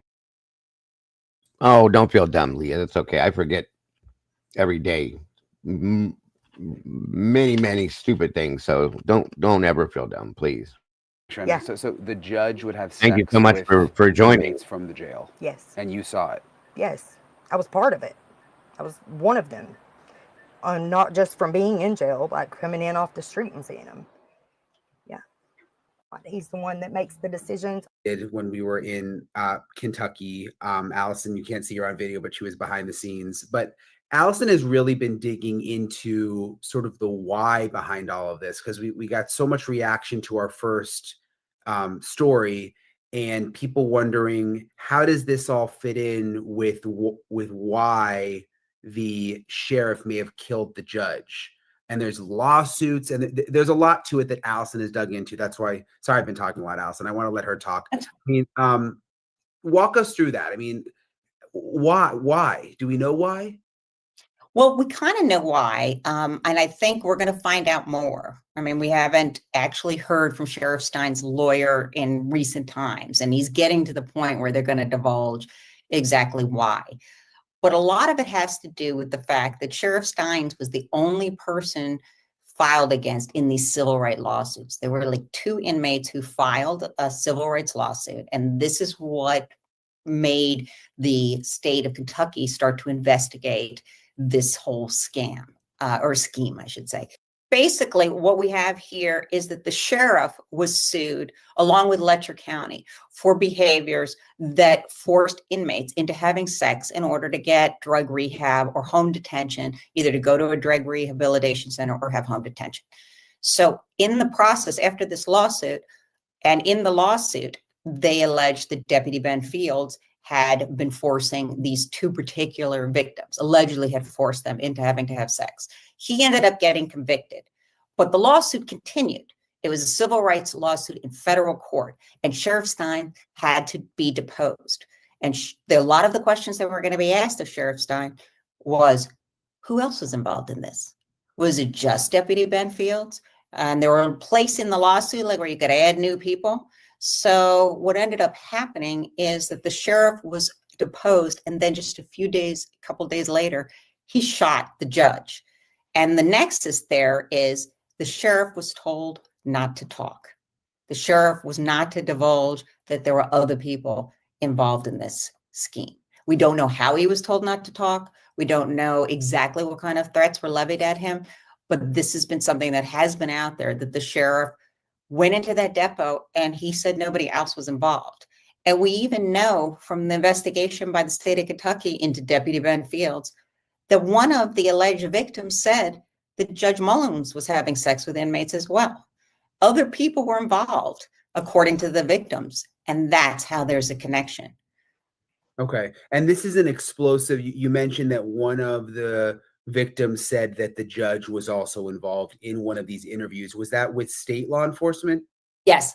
Okay. This is really explosive. And Allison obtained this audio where the victim names Judge Mullins. I want to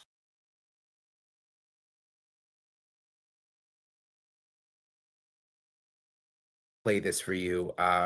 Actually, I have it on my phone here right now. I'm going to play for you the sound from this interview. All right, listen. But he does have some videotapes of some stuff in the judge's chambers. What kind of stuff? Just with girls' sexual and stuff. What describe? Have you seen the videos? I've seen one partly, just him having sex with girls for their people to get out of jail. Who was having sex? Ben and just some higher ups up there. Who? The judge and. You saw the video? Mm-hmm. Yeah. What did you see on the video? I mean, I've seen Judge Mullins having sex with a girl. Who was the girl? I don't know. Because I don't know a lot of people from over. Where was it at? In his office, in the judge's chambers. Is that the same place that you were meeting Ben? Is that how you know it was the judge's chambers? And this was Judge who? Mullins. So she clearly says that she saw Judge Mullins having sex with an inmate, is what she said. Right. And what ended up happening? Done about. I mean, this is to state law enforcement. This is an interview to state law enforcement long before the sheriff killed the judge. I'm just wondering, like, did they not investigate? Do we know? They said that they did, but you don't really see any record of them doing anything. They ask her if she has any evidence. It sounds like they don't really particularly believe what she's saying.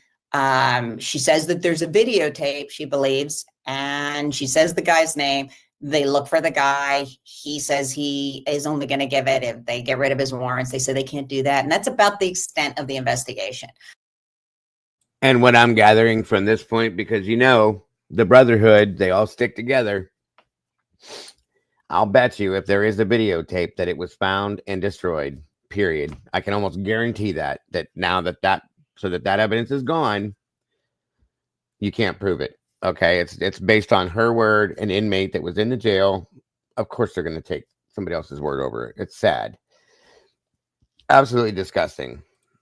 Hemisphere says the sheriff did tell the deputies after he surrendered that the judge threatened his family. Yeah, he did. He didn't say judge, but he said they threatened his family. You can hear him say that in one of those videos. Yeah, 100%, bro. You are right. And it's so scary and disheartening that this goes on. And you got to think, if it's going on here in this little ass town, widespread, folks, think about that. There's no record of them having an interview with Judge Mullins. There's no record of them talking to anybody else besides Ben Fields, the guy that was actually arrested. And, then the lawsuit has been going forward, the civil lawsuit. But you don't really see much of an investigation by the state of Kentucky, and that's disturbing. How is it that we went there and, a woman told us that she saw the same thing as and participated in the same thing as what this other witness said? And there are other women, too, that just didn't want to go on camera. Like, do you think that the state really tried to investigate? You know what? I can't get inside their heads, but it doesn't look like it from the documents. And the documents that were turned over pursuant to a FOIA request. So you don't really see them doing much of anything. You see them finding one guy who's involved in this whole sex trafficking scandal, and that's Ben Fields. But you don't see them really going at anything else. And the only person that really was going to ask who else was involved was going to be the lawyer at this, in the federal civil lawsuit when Sheriff Seinstadt sat down for that deposition, and they asked him, and he said nobody else was involved. And that's where we get to the. Again, thank you so much, SRB. I appreciate that so very, very much. Again, anybody that chooses to donate via Venmo, PayPal, Cash App, guys, please understand how very much we appreciate it. It helps keep me going day after day, guys. And other things as well. So very much appreciated. Thank you so much. Leah says, I believe the Freemasons do this. Yeah, I've heard stories like that too, Leah. I truly have. The crux of the matter. He didn't talk about all these other women, and I believe he knew. And he didn't do it because he was afraid and he had been threatened by someone. And that is what our sources, we both know, are telling us. In terms of all the women, from the very beginning, there were women saying they were victimized by other people in the Letcher County law enforcement community, also people with the judge. I heard that at the very beginning. You heard that at the very beginning. But they were afraid. There's like this, it's a very small place, and they're afraid of retaliation. And it seems to be something that they should be afraid of, because whenever these women would sort of try to buck against the system and say, I'm not doing the sex anymore, at least according to the complaint that, according to the civil lawsuit, they got arrested again. And they were drug addicts, basically the perfect victims. Nobody's going to believe them. They have a history of substance abuse, arrests, lying about things, whatever, things that go with having an addiction to different substances. So it's pretty much a culture of fear. And you have alleged victims who have no power and who are usually not believed. Yeah. So, but it wasn't like they weren't saying anything, at least behind closed doors. But then they would be like, don't use my name and don't say where I live and don't act. Can I meet you somewhere secret? That kind of thing. Where does the lawsuit stand now? Is it still ongoing? They were supposed to be settling it, but it's still ongoing. I mean, there's been no settlement as of yet.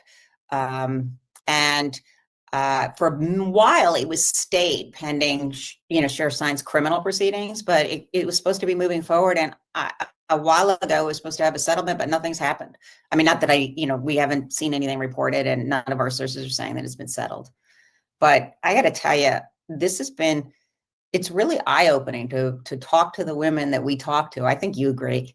Don't you like that? And to listen to these stories where they've been so victimized that sometimes they don't even realize they've been victimized. Yeah. And like you said, they are the perfect victim because they've had these addiction issues. They have, like even Taya told us, like, wait till you see my record, how long it is. I mean, they admit that they've been in and out of jail. They created them, though. They created the addict by feeding, like she said, they started giving them drugs when they were young and turned them into these people. This is so sickening. Welcome, Jace. Good to see you today. Just talking to people, they've all been in the jail. It seems like it's the weirdest thing. I mean, when I was in the jail, and it's like, oh my God, everybody's been to jail in this town. It felt like, but that's just most of them have done drugs at some point in their life. They admit it now. I didn't have any reason to believe that the woman we interviewed was not telling the truth. I'm just wondering when they arrested Deputy Ben Fields,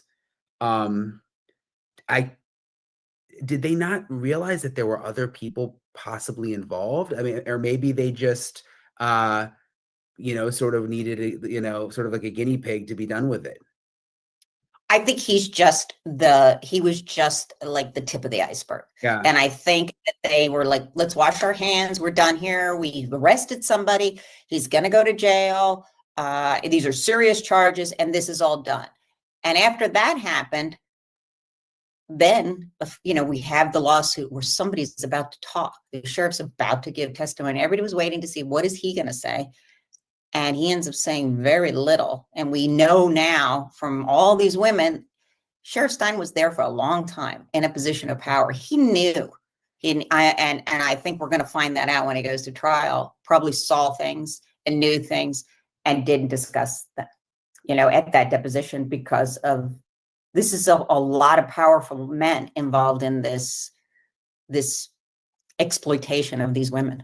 And Deputy Benfield, who is the deputy who was arrested and charged, it was rape, right? Wasn't it rape? Yeah, rape 3. Yeah. So we interviewed a jailer who had worked at the jail and sort of described how even after he was arrested, he got this special treatment within the jail, which just goes back to the corruption and how deep it goes. Listen to what she said about when this deputy ended up in the county jail. When did you realize that something strange was going on at the jail? When Ben Fields came in and became an automatic trustee. that was what had made my eyes go, oh, wow. Okay, so our systems aren't how they're supposed to be, not even in our guidelines. It confused me because, you know, most times in jail, when somebody comes into jail, you're there for a while, and then there's the process of, if you want to become a trustee, which is one of the inmates where they get to do special jobs like helping prepare the food or going out on work release, you have to apply for that. You have to ask for it. You have to show that you have the initiative to want to do it. And Ben Fields, from first day stepping into our jail, was a automatic trustee. Special treatment. It was awful.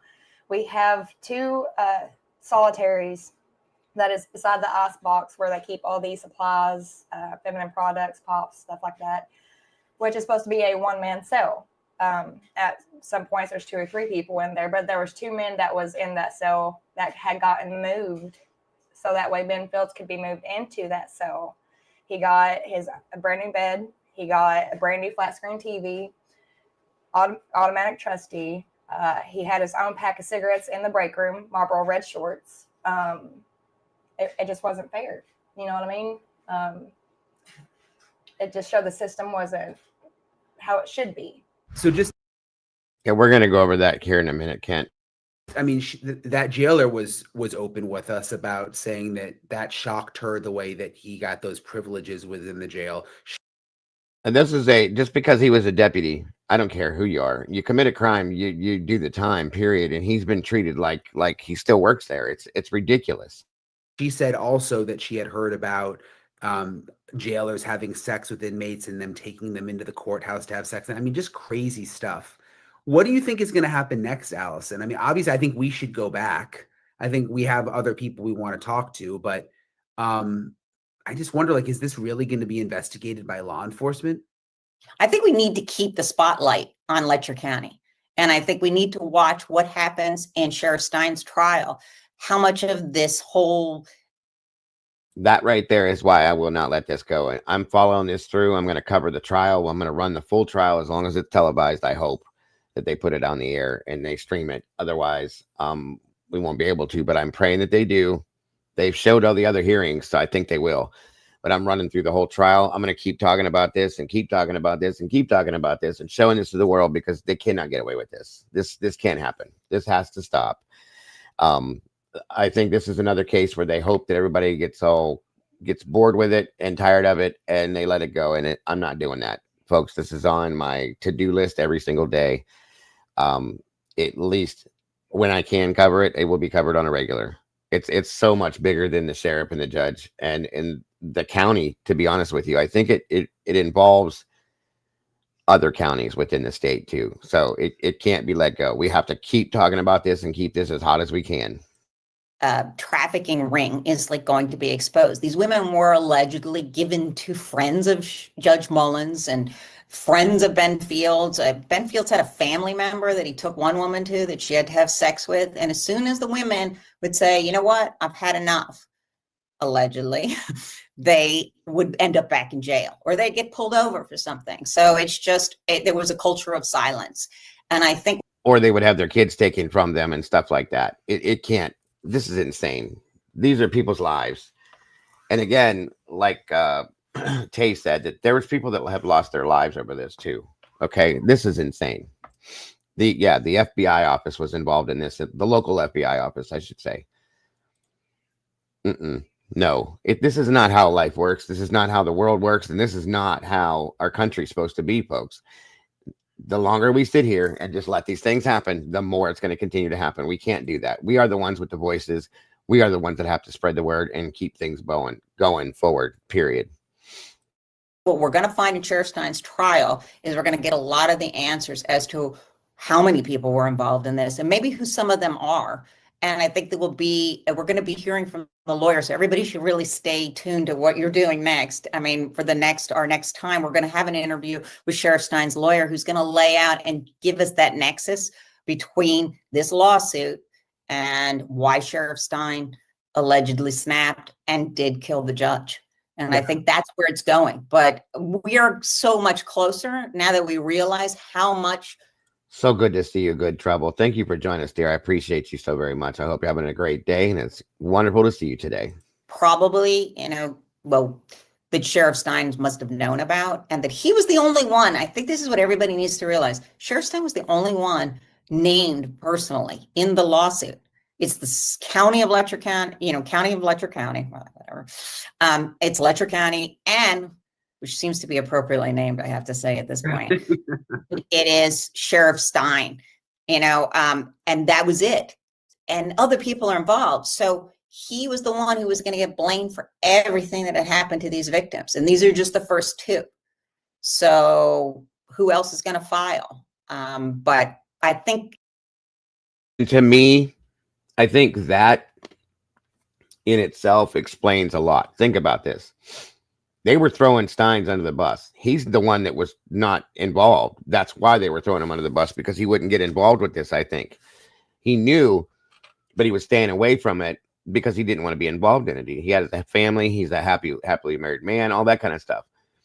And when he said that they were going to take his wife and daughter from him, I think that's what he meant, is that they were going to throw him under the bus, have him take the fall for everything. His wife and his daughter was going to leave him over this. There you go. It seems to make sense to me. You know what I mean? I think that's why he snapped and he did what he did. that he had a lot of pressure on him because he was protecting, or supposedly protecting, a lot of other men who were involved in this. I mean, and these sex parties, the things that we heard about, I mean, that didn't just happen with a bunch of, the inmates had other people they were supposed to be having sex with. Yeah. It's pretty tawdry. It's pretty upsetting, but it really is mostly what it looks like is the powerful really exploiting the powerless. Yeah, 100%. And you mentioned it. I mean, hopefully we'll have an interview with the sheriff's lawyer soon, which I think will be able to clear up some of what's going on behind the scenes, what the motive may have been. And of course, he's getting ready for a trial, so I don't know how much he will tell us, but we'll see how we'll have something hopefully in the future. Allison, I appreciate all of your hard work. I'm sure we'll be back in Kentucky soon. Thanks everybody for watching. I just wanted to give you guys an update on what we knew, what more we've learned. All right. So, yeah, with what hemisphere statement right here, I told you guys before, if those of you that have been here for this, I'm kind of torn on this, okay? Here's the reason why. What Steins did is wrong. We know that. You don't take somebody's life, but think about this for a minute. This has been going on for how long? And they didn't have, nobody was doing anything about it. They were just, well, if they weren't part of it, they didn't say a word. They just let it go because of fear. What other options were there, folks? Okay, I feel like Stein felt like this was all he could do to get him from being run over by this bus and thrown under the bus. Okay, and truly, I feel like he didn't see any other options here, and that's why they're looking at him like a hero at this point, because he shut it down. He brought the attention directly to it. End of story. The fact remains that the man took somebody's life. There's laws that would have to be followed to an extent. Now, here's my thought on this. I believe that there should be a form of punishment to show that you can't just kill somebody and get away with it. But at the same time, when you're relying on a judicial system and law enforcement that are involved in corruption like this, what options do you think that there are? It's very hard. That's why I said I feel torn on this because of that. I feel like the man should be known and seen and proven that you can't just take somebody's life. But at the same time, when you have no other options, it shows how people can snap. So I feel like that if it goes the way I think it's going to go, we'll see. Then it's possible that, yeah, there's going to be some punishment of sort, but it may not be so bad is all I'm saying. You know what I mean? So anyway, that's what we got on that today as far as updates go. We're going to move on to the next crazy ass story coming up here. And thank you guys again for being here. I appreciate you guys very much. Give me 1 minute here. Right, CJAG, right.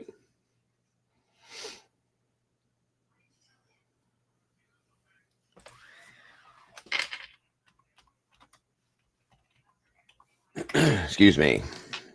Exactly, True Seeker. Exactly. It's got to be embarrassing. He's got kids too.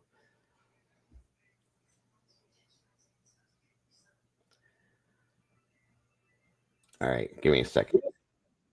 1 second here. We're going to jump into this. For those of you that aren't familiar with this, there's a cheerleader, beauty queen cheerleader is what they called her. Very pretty young girl involved in a very crazy scenario, folks, that I've been wanting to get out here to you guys. Welcome, Julia. Good to see you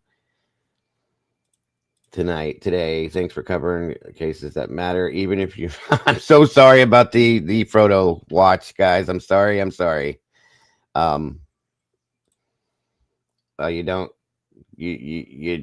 go to human resources or call 800 to set up for, yeah, you think, right? The problem is with this case, Becky, is that whoever you talk to is probably involved in it too. That's the scariest part with this. So very true. So this next story, guys, this is insane. It's just, I just don't, when you look at the world today and you see these things, wow. I don't know if you guys have followed this. You're going to want to check it out.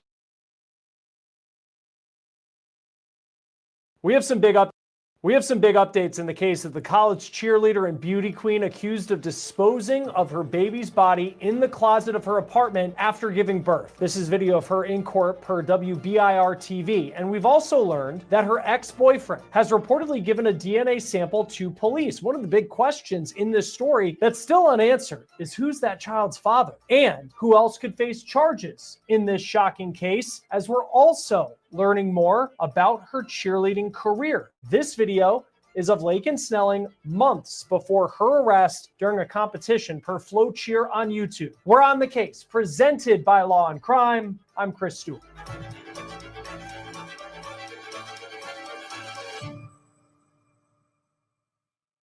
Lakin Snelling is facing some very serious charges. She's currently home on house arrest, out on bond, and we have learned that she is no longer a student at the University of Kentucky. Snelling has withdrawn from the school. She's no longer a member of its competitive cheerleading team. We also have learned more information on the search for the baby's dad and figuring out who that person is. I'll get into that new information in just a moment, but this is what we know about Snelling, who at this point is the only person facing charges in this case. She's been a member of the stunt team for the past 3 seasons at the University of Kentucky. She was listed as a junior on the roster for the Kentucky Wildcats, and this is new video that's been unearthed of Snelling competing with the team in a video posted 4 months ago per Flow Cheer on YouTube. So it is possible that she was pregnant during this event. Now, Snelling also used to be a beauty queen, and she often posted on social media, spending time with her friends, really giving off this happy image. But now she is accused of such a dark crime. Snelling also. I'm going to tell you guys right out front with this one, this gives me Casey Anthony vibes. Really bad. Has pictures with the boy, but it is unclear whether they are still together, and it's unclear if he's the biological father of the baby at the center of this story. We have learned that a male reportedly gave a DNA sample to police. I'll talk about who he is in just a moment, but let's get to what Snelling is accused of and how we got to this point. Let's go to August 27th. Lexington, Kentucky police were called to a home for a report of an unresponsive infant. That child was pronounced dead on scene, according to police, and according to WLEX TV, police say that the baby was found inside of a closet. Now, an arrest citation says the infant was wrapped in a towel inside of a black trash bag. The citation reportedly says that Snelling was read her rights and she allegedly admitted to giving birth to that baby, and we have learned it was a boy. Then she said that she concealed the birth by cleaning up evidence and then putting all the cleaning items inside of that black trash bag along with the body of the newborn. Now, it's unclear just how old the baby was and how far along Snelling was in her pregnancy when she gave birth. Based on what we're learning about this case, it's unclear if Snelling said anything about who the baby's father was to police, or frankly, if she knows who the baby's father is. An initial autopsy on the baby came back inconclusive. Now, it's important to say that this is not a murder case at this point. More tests are being done to determine the cause of death of the child and whether that baby took a breath after being born or if the baby was stillborn. Now, there are some pictures of Snelling with the man on social media, so let's dive into that. Yeah, good point, Tomboy. Yeah, Alexi Treviso 2.0. I agree with you 100%. That part of this story. It's unclear who the man is and whether he is the father of this child. The New York Post is reporting that an ex-boyfriend of Snelling gave a DNA sample to police. The Post spoke to that boy's dad, who would only say that police requested his son go to the station and it would take a couple weeks to get the results. The Daily Mail is reporting that the 21-year-old who gave a sample dated Snelling before she started dating someone else. Now, it's unclear if Snelling was still in a relationship with the man who is in the pictures with her, and we are not identifying either of the men we're talking about in Beyond this story selfish. as.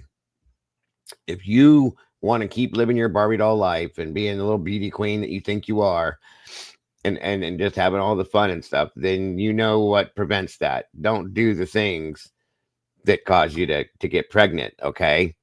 And if it does happen, then guess what? That part of your life's over. It's time to be an adult now and grow up. This is pathetic, selfish, and disgusting to me.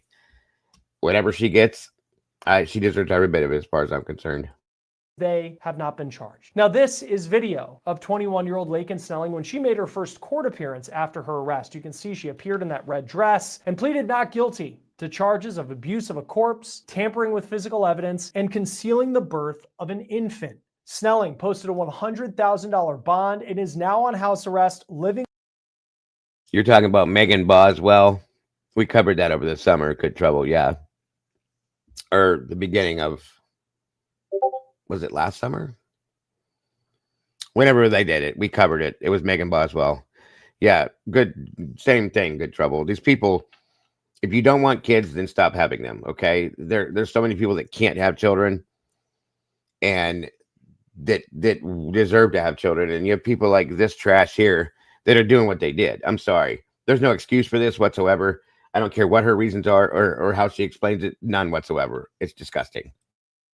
With her parents. She doesn't have to wear an ankle monitor. She has pleaded not guilty to the charges. Police will only say they were called to Snelling's home for the report of an unresponsive infant, but it's unclear who called them to that house and what that person found. Another shocking part of all of this is that it appears that Snelling presented herself publicly as someone who had aspirations to one day be a mom. Here's the last post that she had on TikTok. It's from June, and it's a picture with emojis that describe her. And in the bottom left, we notice there is one that says goals, and that shows an emoji of a mom with a child. Even though Snelling appears to present herself as someone who's warm and bubbly on social media, there's at least one person who says the real Laken Snelling is far different than that image. 20-year-old Sydney Kite spoke to the Daily Mail. She went to high school with Snelling, and she said that Snelling would take her anger out on people. Kite said, quote, while in high school, she tried to run over one of my closest friends with her Jeep. The bullying got so bad, my friend had to be pulled out of school and transferred to another because Laken had taken it so far. Kite also accused Snelling of cyberbullying with text messages. Kite did not appear to hold back in saying that Laken only hung out with people who were popular and had money. And she said that Laken Snelling was just obsessed with her appearance and what other people thought. On top. So she's trash, inside out, upside down, folks. 100% trash. Of that, again, she said Snelling once tried to run someone over with a Jeep. Of course, we have to say, when you hear that story, there is the question of, does being a bully translate to allegedly hiding your dead baby's body? Perhaps not, but it does paint the picture of the type of suspect Laken Snelling may be. She's pleaded not guilty to the charges, and she is due back in court on September 26th. In getting ready for this story, And I'm sorry, I don't think she deserves the house arrest thing. She should be sitting in the jail right now like everybody else does.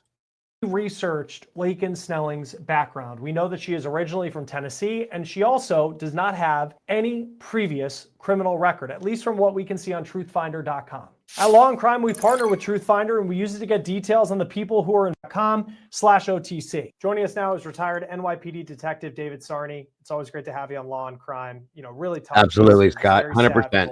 Spoiled little brat. And we're still figuring out exactly how that happened. But some of the new information that's come out that we're focusing on today is kind of the question of who's the dad? You know, who is the biological father of this baby? I mean, in these cases, why is it difficult to figure out exactly who the dad may be? Well, thank you for having me, but here comes a lot of issues now. Now the cooperation is gone.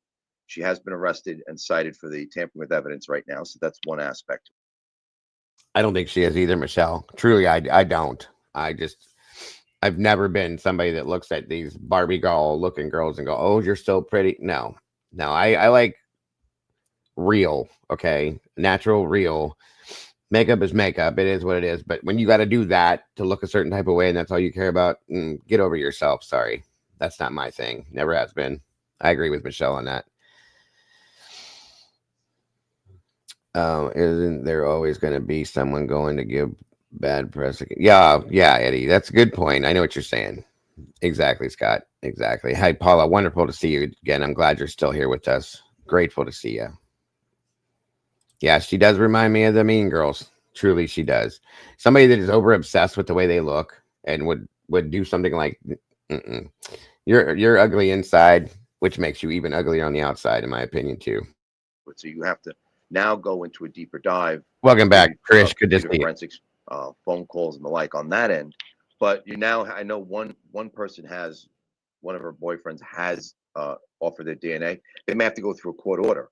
And that's another thing into itself. So this is, unfortunately, the dynamics of this case are one of those things that, you really have to do a true in-depth investigation. Like, was this initially set up as a crime scene for that location? The father, what contact does she have, or what contacts has she had with the person that is deemed the father? She may or may not know. She's not going to cooperate now, based on an attorney, and that's every attorney's right to keep their. We don't quite know that fully yet, C-Jag. I'm hoping to know. The case goes on, but they want to see maybe there's some sort of a line, some linear. I don't think she wanted anybody to know that she was even pregnant, Mark. I think she hid it best she could. Probably starved herself. The baby was probably not going to be healthy anyway. I think we're still trying to figure out if the baby was stillborn or if it had taken a breath or any of that yet. And I think when that stuff comes out, it'll make more sense. Good to know you're here still, Leah. Appreciate you so very much, dear. Hopefully we do find that, and that'll relate more towards the charges she actually gets fully charged with. Let's see. Oh yeah, very true, Bridget. Very true. Absolutely true. Relationship to finding out that Lakin knew she was pregnant and what relationship she had with the person that may be the father or not. So that's what it comes down to. It's very difficult at this point. It is, yeah, because I think there's also the question too, with like, did she know she was pregnant? In terms of like, when did she? We're talking about the cheerleader that tried to get rid of and hide the baby she gave birth to, Trish. Lakin Snelling is her name, if you're familiar with that case. If not, this will tell you about it.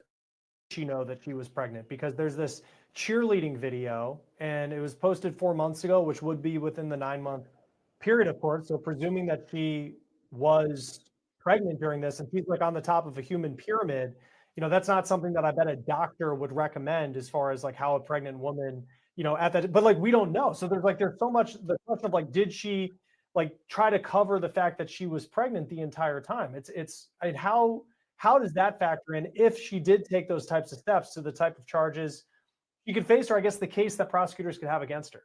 Well, that's the thing. Now you're going to look at what she knows and what availability, and that's where you're going to have to go digital forensics. You're going to go into her phone, go into sites that she may or may not have been involved in. You're going to do all the work that you have to do to determine when she knew, and if she does know. Athletes can continue physical fitness events, things. Does that injure the person? Does that cause a problem? She's 21 years old, so it's a little different. But now you have to sort of figure out when she knew, what she knew, and if they do these checks on her phone, on her computer, a hard deep dive into the computer aspects of anything. Was she researching any information? And if she was, what was the information she was researching? Did she know she was pregnant? Did she ever get it? Yeah, that's what I was saying, Denise. I think what's inside this monster is what makes her ugly to me on the outside, truly. It has to be pregnant. And that's why the contacts with the phone, text messages are all going to be part of that. Did she ever tell anybody that she was pregnant? And that's one part of it. And then the other part is now we want to see what the criminality is. When we get these cases, unfortunately, when I think the autopsy was inconclusive. We call them in New York City, the NYPD call them cuppies. You know, circumstances unknown pending police investigation. And that's where the ME is going to get more information from the investigators to determine the facts of what may have led up to this baby's death.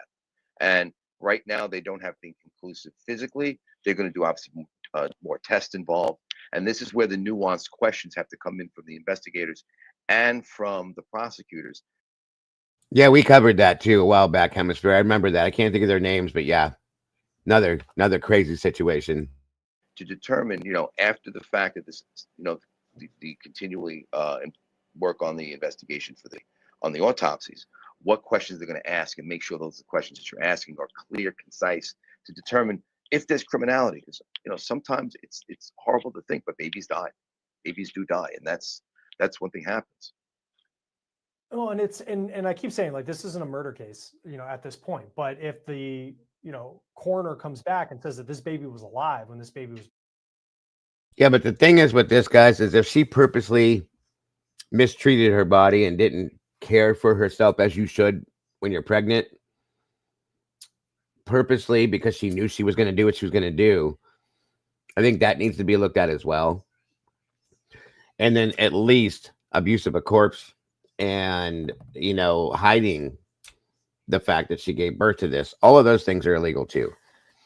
So yeah, no, I feel like this was when she realized she was pregnant. I think she planned this from that point forward. That's my opinion, of course. And if she starved herself to keep her weight down and didn't feed herself and take care of the things she should have, going to doctor's appointments to take care of the baby in the pregnancy, I think she should be charged at that point too, because that shows premeditation to commit the crime that she did, in my opinion, is all I'm saying. This wasn't a stillbirth situation, and like it makes this story really difficult to talk about because it's just incredibly sad and it's very graphic. You know, these details we're talking about. I mean, if it does, you know, when you see these cases and kind of the turn it could be, where if this baby was born alive, you know, what does that mean for the charges that she could face? Well, that heightens the charges, obviously. If in fact that baby was born alive, you know, Kentucky law states obviously this could be a manslaughter murder case at that point. But that's the issue. You know, we have this, I think there's a timeline between when she stopped doing a lot of social media till now. So she may have known she was pregnant.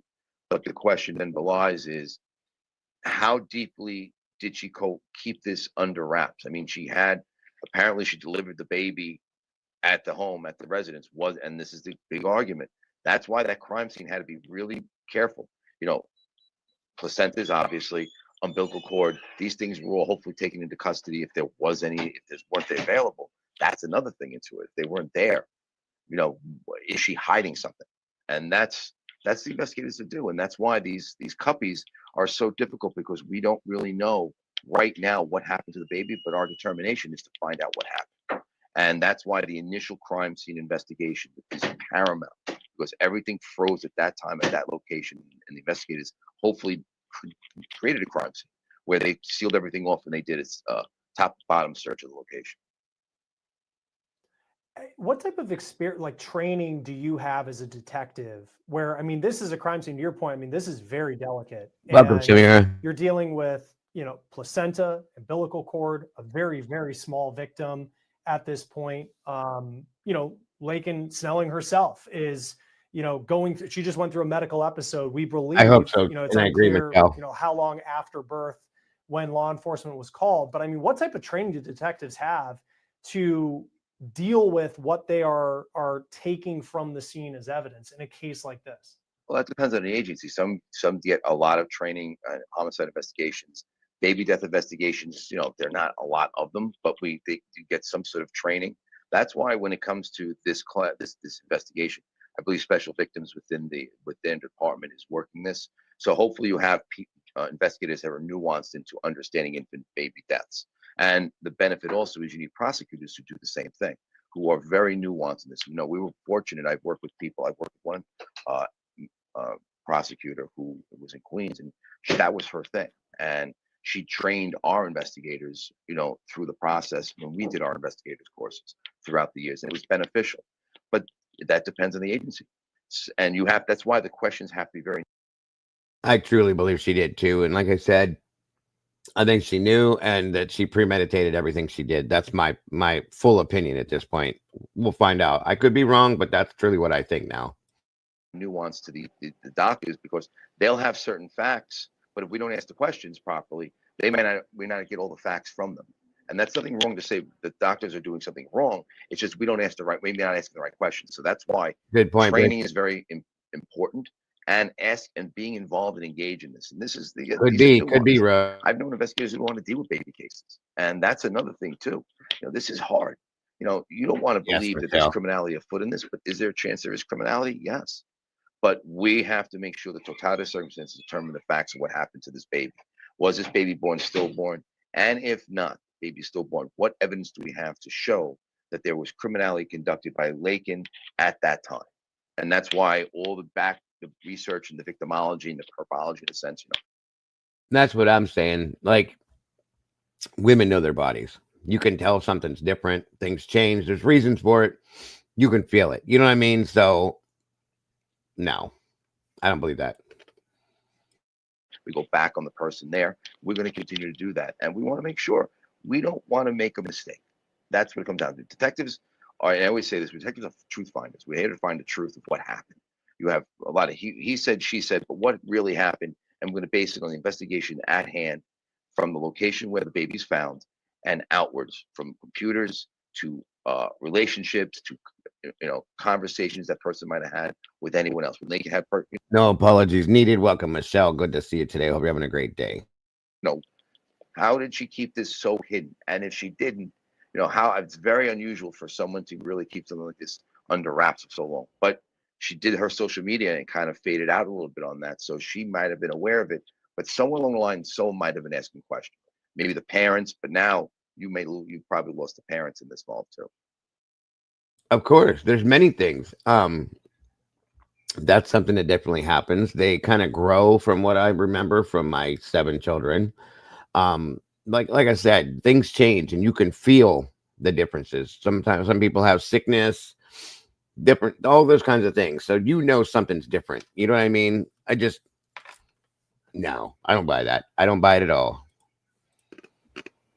Yeah, as far as, if you're the Lexington Police Department, you have a question for Lakin Snelling and she has an attorney. I mean, what type of access do you have at this point to her?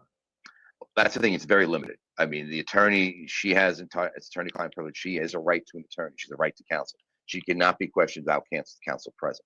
So if she does, if her and attorney do decide to speak to the police, that attorney is going to be present during that question, and they can refuse to answer any question. And that's the American criminal justice system.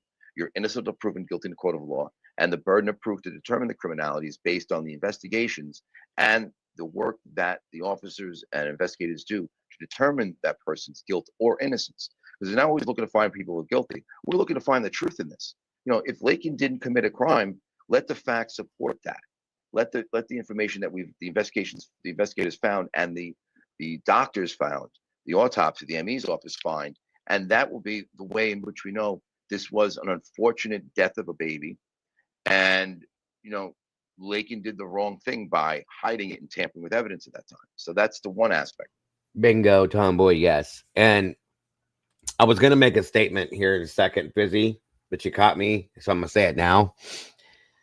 If her parents do support her, that'll tell you who they are and probably where she learned her behavior from, where she gets the vain behaviors and the I'm better than you and the mean girl and all that.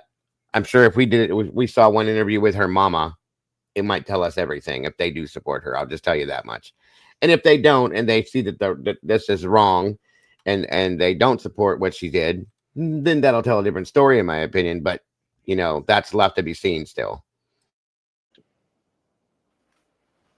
When it comes to tampering with a corpse, which is the charge that she is. Thank you so much, Michelle. God bless. Appreciate that super chat so very much. So very generous, and God bless. We appreciate you so much, Michelle.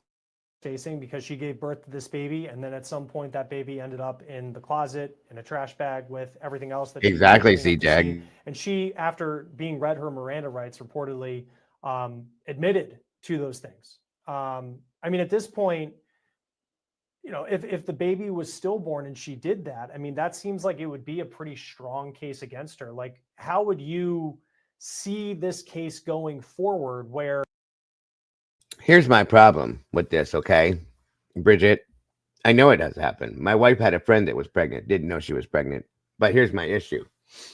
I don't believe it because of what she did after the fact, okay? She put the baby in a garbage bag. She cleaned everything up and was going to dispose of it instead of going to the hospital, instead of calling somebody, instead of that. That's what tells me the different type of mindset.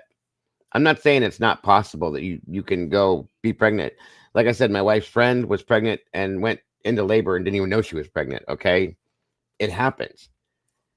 This situation, because of the outcome and the way that she reacted to the situation, is what tells me something different and makes me feel different about it. That's all I'm saying. I mean, clearly she is the parent, from what we've been told, of this baby boy. You know, she's, I guess, when does, my question would be, when does the law become, this wasn't just a private birth at home, this was something actually criminal? But right now we're seeing the criminality in question, that you have a deceased baby and she tampered with the evidence there. The next issue is, you know, did they, and this is what happens when it comes to news articles, you're not get everything, all the nuances done by the investigators. They're not going to say, oh, she admitted to it. She may not have admitted to it. They may not even ask the question. Oh, they did ask the question, she denied it. So that's one thing. So if she's saying this is what happened, we have a timeline. We have her statements locked in at that moment. Now we have to go back on that part of it.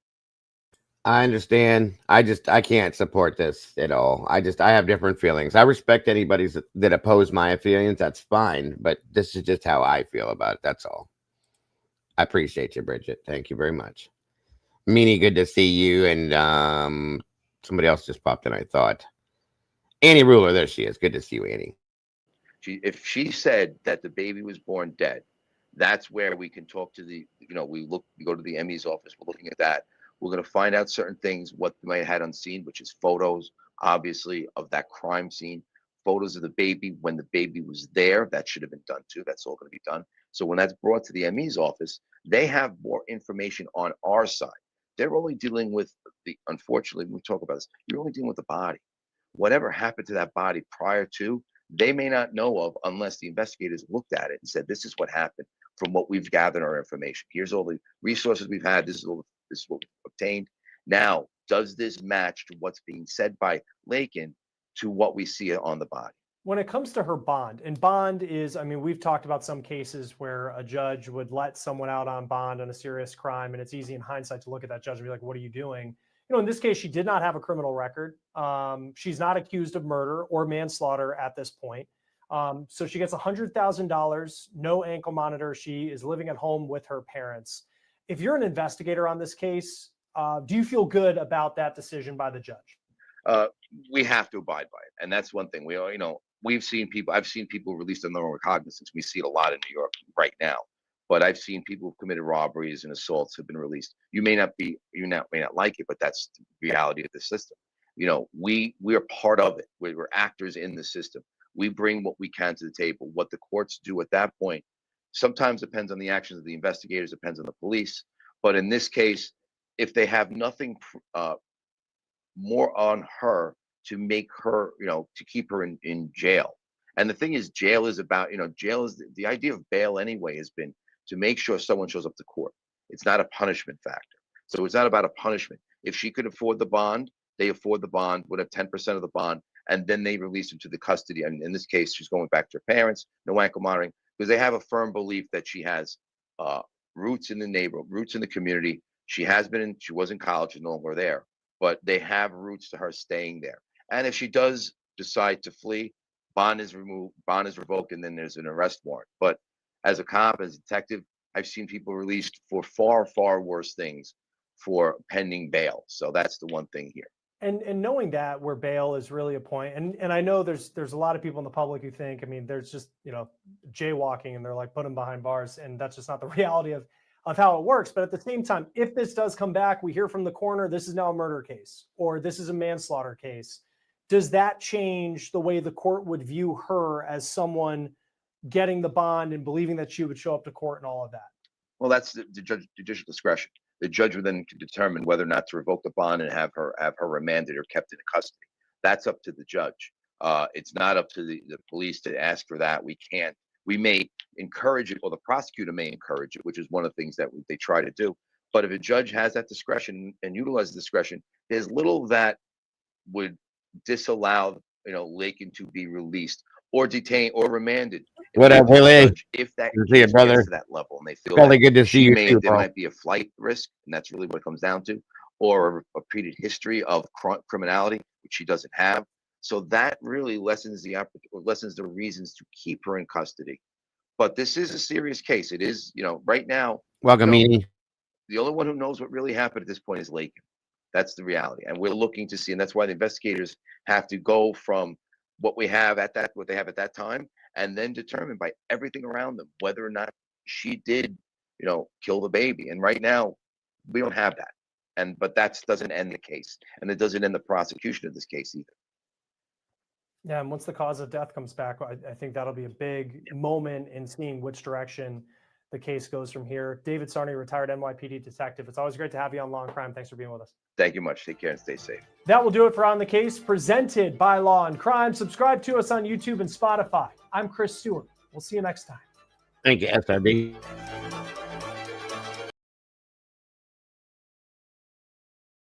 All right, give me a minute here, guys. Pretty wild case. Pretty wild. I'm going to follow along and see what happens.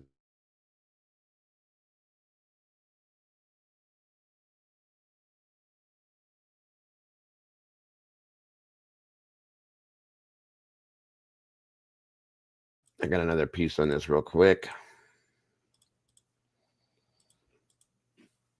Birth. Meanwhile, the mystery still remains. Who is the father of her baby? 2 star college athletes could be the father, and one of them has already given his DNA to police. This is Scandal, presented by Law and Crime. I'm Sierra Gillespie.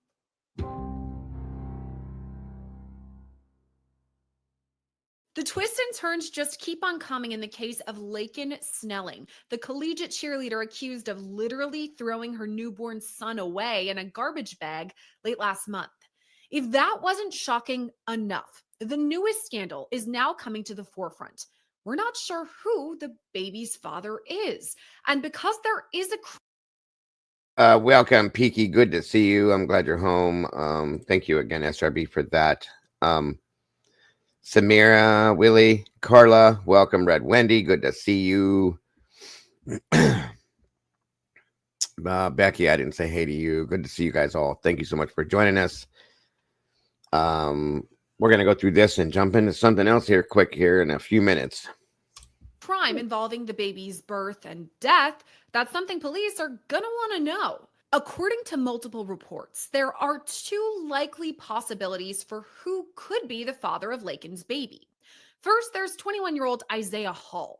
Isaiah played quarterback at the University of the Cumberlands in Williamsburg, Kentucky. Now, we don't know the exact timeline of his relationship with Lakin, but according to the New York Post, they dated before she got with her most recent boyfriend. And Isaiah has reportedly been cooperative with investigators throughout all of this, too. His father told the Post, quote, "Lexington police had him come down to the station to give a sample. I don't know anything on this, and we don't know if Isaiah is the father or not." Yeah, true secret. That's not Willie's fault. That was mine. I didn't look. I usually do, but I was in a hurry because I was running late. So that was my fault, not his. In fact, I'm pissed off that I missed his myself. So I didn't even realize it till after the fact. Either way, I have to go back and do the rewatch on it. But there's another possibility for the father, too. Well, I'm Jen. Basketball player Connor Jordan. Now, Connor attended a few different schools, including Tusculum University, Lincoln Memorial University, and King University. Since news of Lakin's arrest broke, Connor has deleted his social media, but prior to that, on Lakin's account, there are multiple pictures of them together. It's unclear when they started dating, but they were in fact together leading up to her arrest.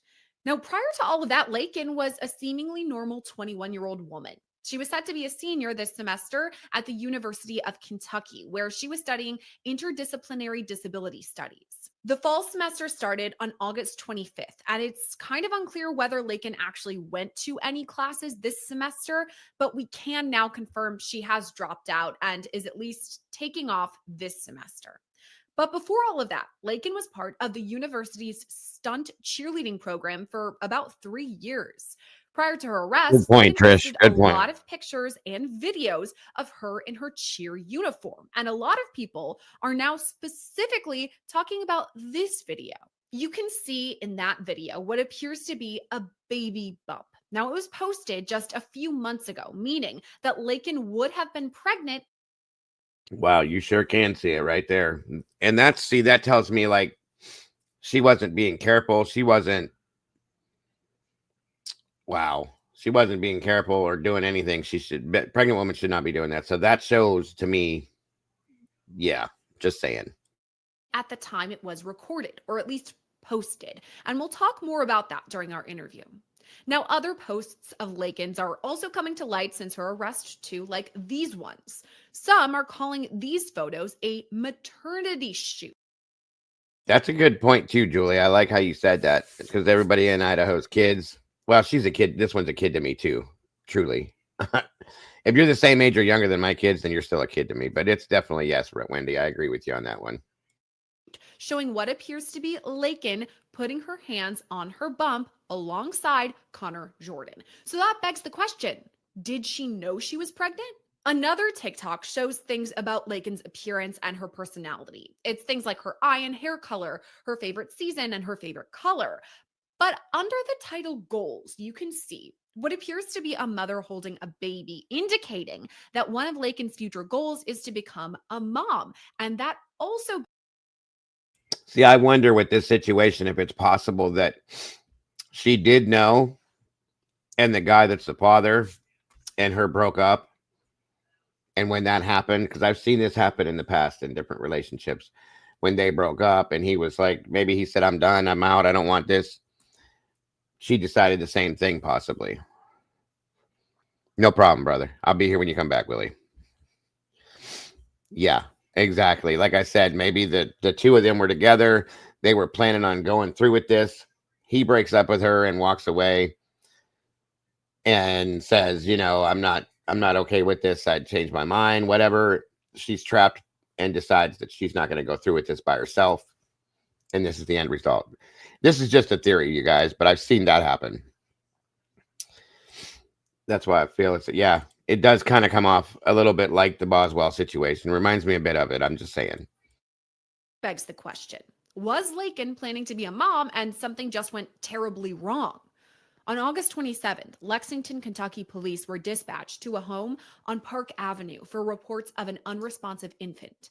They arrived to find a baby wrapped in a towel and black garbage bag placed in the closet. Investigators say Lakin admitted she'd given birth to the baby and then attempted to clean up the evidence of her delivery. Lexington police have since confirmed all of this, releasing in a statement that Lakin Snelling is the mother of the baby. Several days later, on August 31st, Lakin was arrested. She was charged with multiple counts, including abuse of a corpse, tampering with physical evidence, and concealing the birth of an infant. Lakin appeared in court last week, where she pleaded not guilty to those charges. At the time, a lot of people were discussing her appearance, too. She was wearing a bright red outfit and matching red lipstick. And she was also there accompanied by her father. She was released on a $100,000 bond and is now living with her family in her home state of Tennessee. And sorry, I was muted. Yeah, that's a great question, Meanie. Who was it that called the police that found this and that knew about this, and how long after the baby had been born was this found? That's a great question too. that leads us to Lakin's history prior to college. While she went to university in Kentucky, she's originally from White Pine, Tennessee, which is just outside of Knoxville. She went to Jefferson County High School there, and since news of her arrest broke, we've learned more about Lakin's life pre-arrest. One of her former classmates told the Daily Mail, quote, "She was obsessed with her appearance, very obsessed with being popular and fitting in." This woman went on to say, quote, "Lakin had many, many people that she took her personal anger out on. My sister was one of them. While in high school, she tried to run over one of my closest friends with her Jeep. The bullying got so bad, my friend had to be pulled out of school and transferred to another because Lakin had taken it so far. Since her arrest, we haven't heard much from Lakin about these high school allegations or the criminal allegations against her either. However, again, she did confess to police that she put the baby boy in a trash bag following her delivery. But there's still a major question there. Was the baby stillborn, or did he die after being delivered? Thank you, Marty. I agree 100%. My wife was a single mother with 3 kids before me and her got together for a long time and did it all on her own at a very young age. She was 16 when she had her oldest. Okay. There's no excuse at all. Last week, investigators revealed the cause of death was inconclusive. So at the time of this recording, the baby boy's cause and manner of death are still unknown. So we learned some new details in this case, but really that just means we have even more questions. So let's bring on today's guest to hopefully give us some answers. Today's guest is former prosecutor and criminal defense attorney Serena Townsend. Serena, as always, thank you for coming on Scandal and talking with us about this case. And let's start with the newest info first, right? One of the ex-boyfriends is now doing a DNA, a paternity test. What are your thoughts on that? Yeah, that's a big deal because obviously, you know, you want to know who this baby belonged to. It's easy to tell who it belonged to mother-wise, but father-wise, you really do need a DNA test to make that determination. And it's just a very sad situation. Imagine you're one of these men or boys who may or may not have just lost a child. It's just a very sad, tragic situation. So you know, I feel badly for whoever is taking that DNA test and whatever the result, because if it is your child, then that is a horrible, horrible way to lose a child and find out about it. And if it's not your child, it's still kind of like just a very depressing situation because you're not sure what's going on. Right. These guys are in limbo right now. We don't know for sure if it's mine, if it's not. Do we want it to be mine? Do Good we question, not? Eddie. I'm sure they're going through a whole slew of emotions in relation to all of this. And I mean, I think one of the reasons why this case is getting so much attention is there's so many unanswered questions. Did these guys know whether they were, you know, the father of this baby? I'm not 100%. Cammie, good to see you, sis. I'm not 100% if she's claiming that or not. She did make the claim that she didn't know she was pregnant. So I don't know, and I'm curious to know that as well. We will find out soon, though. Did they know that Lakin was pregnant? We still don't know all of this. Thank you so much, Jen. God bless. Appreciate that. Head towards that goal. Once again, thank you to anybody that chooses to support us, whether it be Venmo, Cash App, PayPal, the Coffee Fund, the goals that we have set up here, any of that, super stickers, super chats, never ever expected, but thank you guys so very much. We appreciate you so much. Information, hence the paternity and the DNA test. We know for sure one of the men is definitely getting a DNA test. His father confirmed it to outlets, but would investigators want to talk to the other potential father too? Absolutely. I mean, sometimes these DNA tests don't take that long to figure out. And so, you know, maybe they'll just wait to see. But certainly if the DNA test shows that this person is not the father, then the search continues. The investigation continues into who the father actually is. You know, she may not even know who the father is. Let's be honest, you know. So I think a DNA test now and possibly one in the future is ready to happen. So what happens then when we do eventually find out who the father is? Because the DNA should show, you know, a positive or Welcome, Mary. negative depending on these two men. Eventually we will know the identity of the father. At the time of this recording, we don't, but you know, one day we eventually will. Then what happens? Is it possible this person could face any charges? It is interesting. I mean, on the one hand, you know, you see this man wanting to know who the baby belongs to. And so in that sense, you almost feel like he's probably not culpable in any of this, because why would he otherwise put himself out there?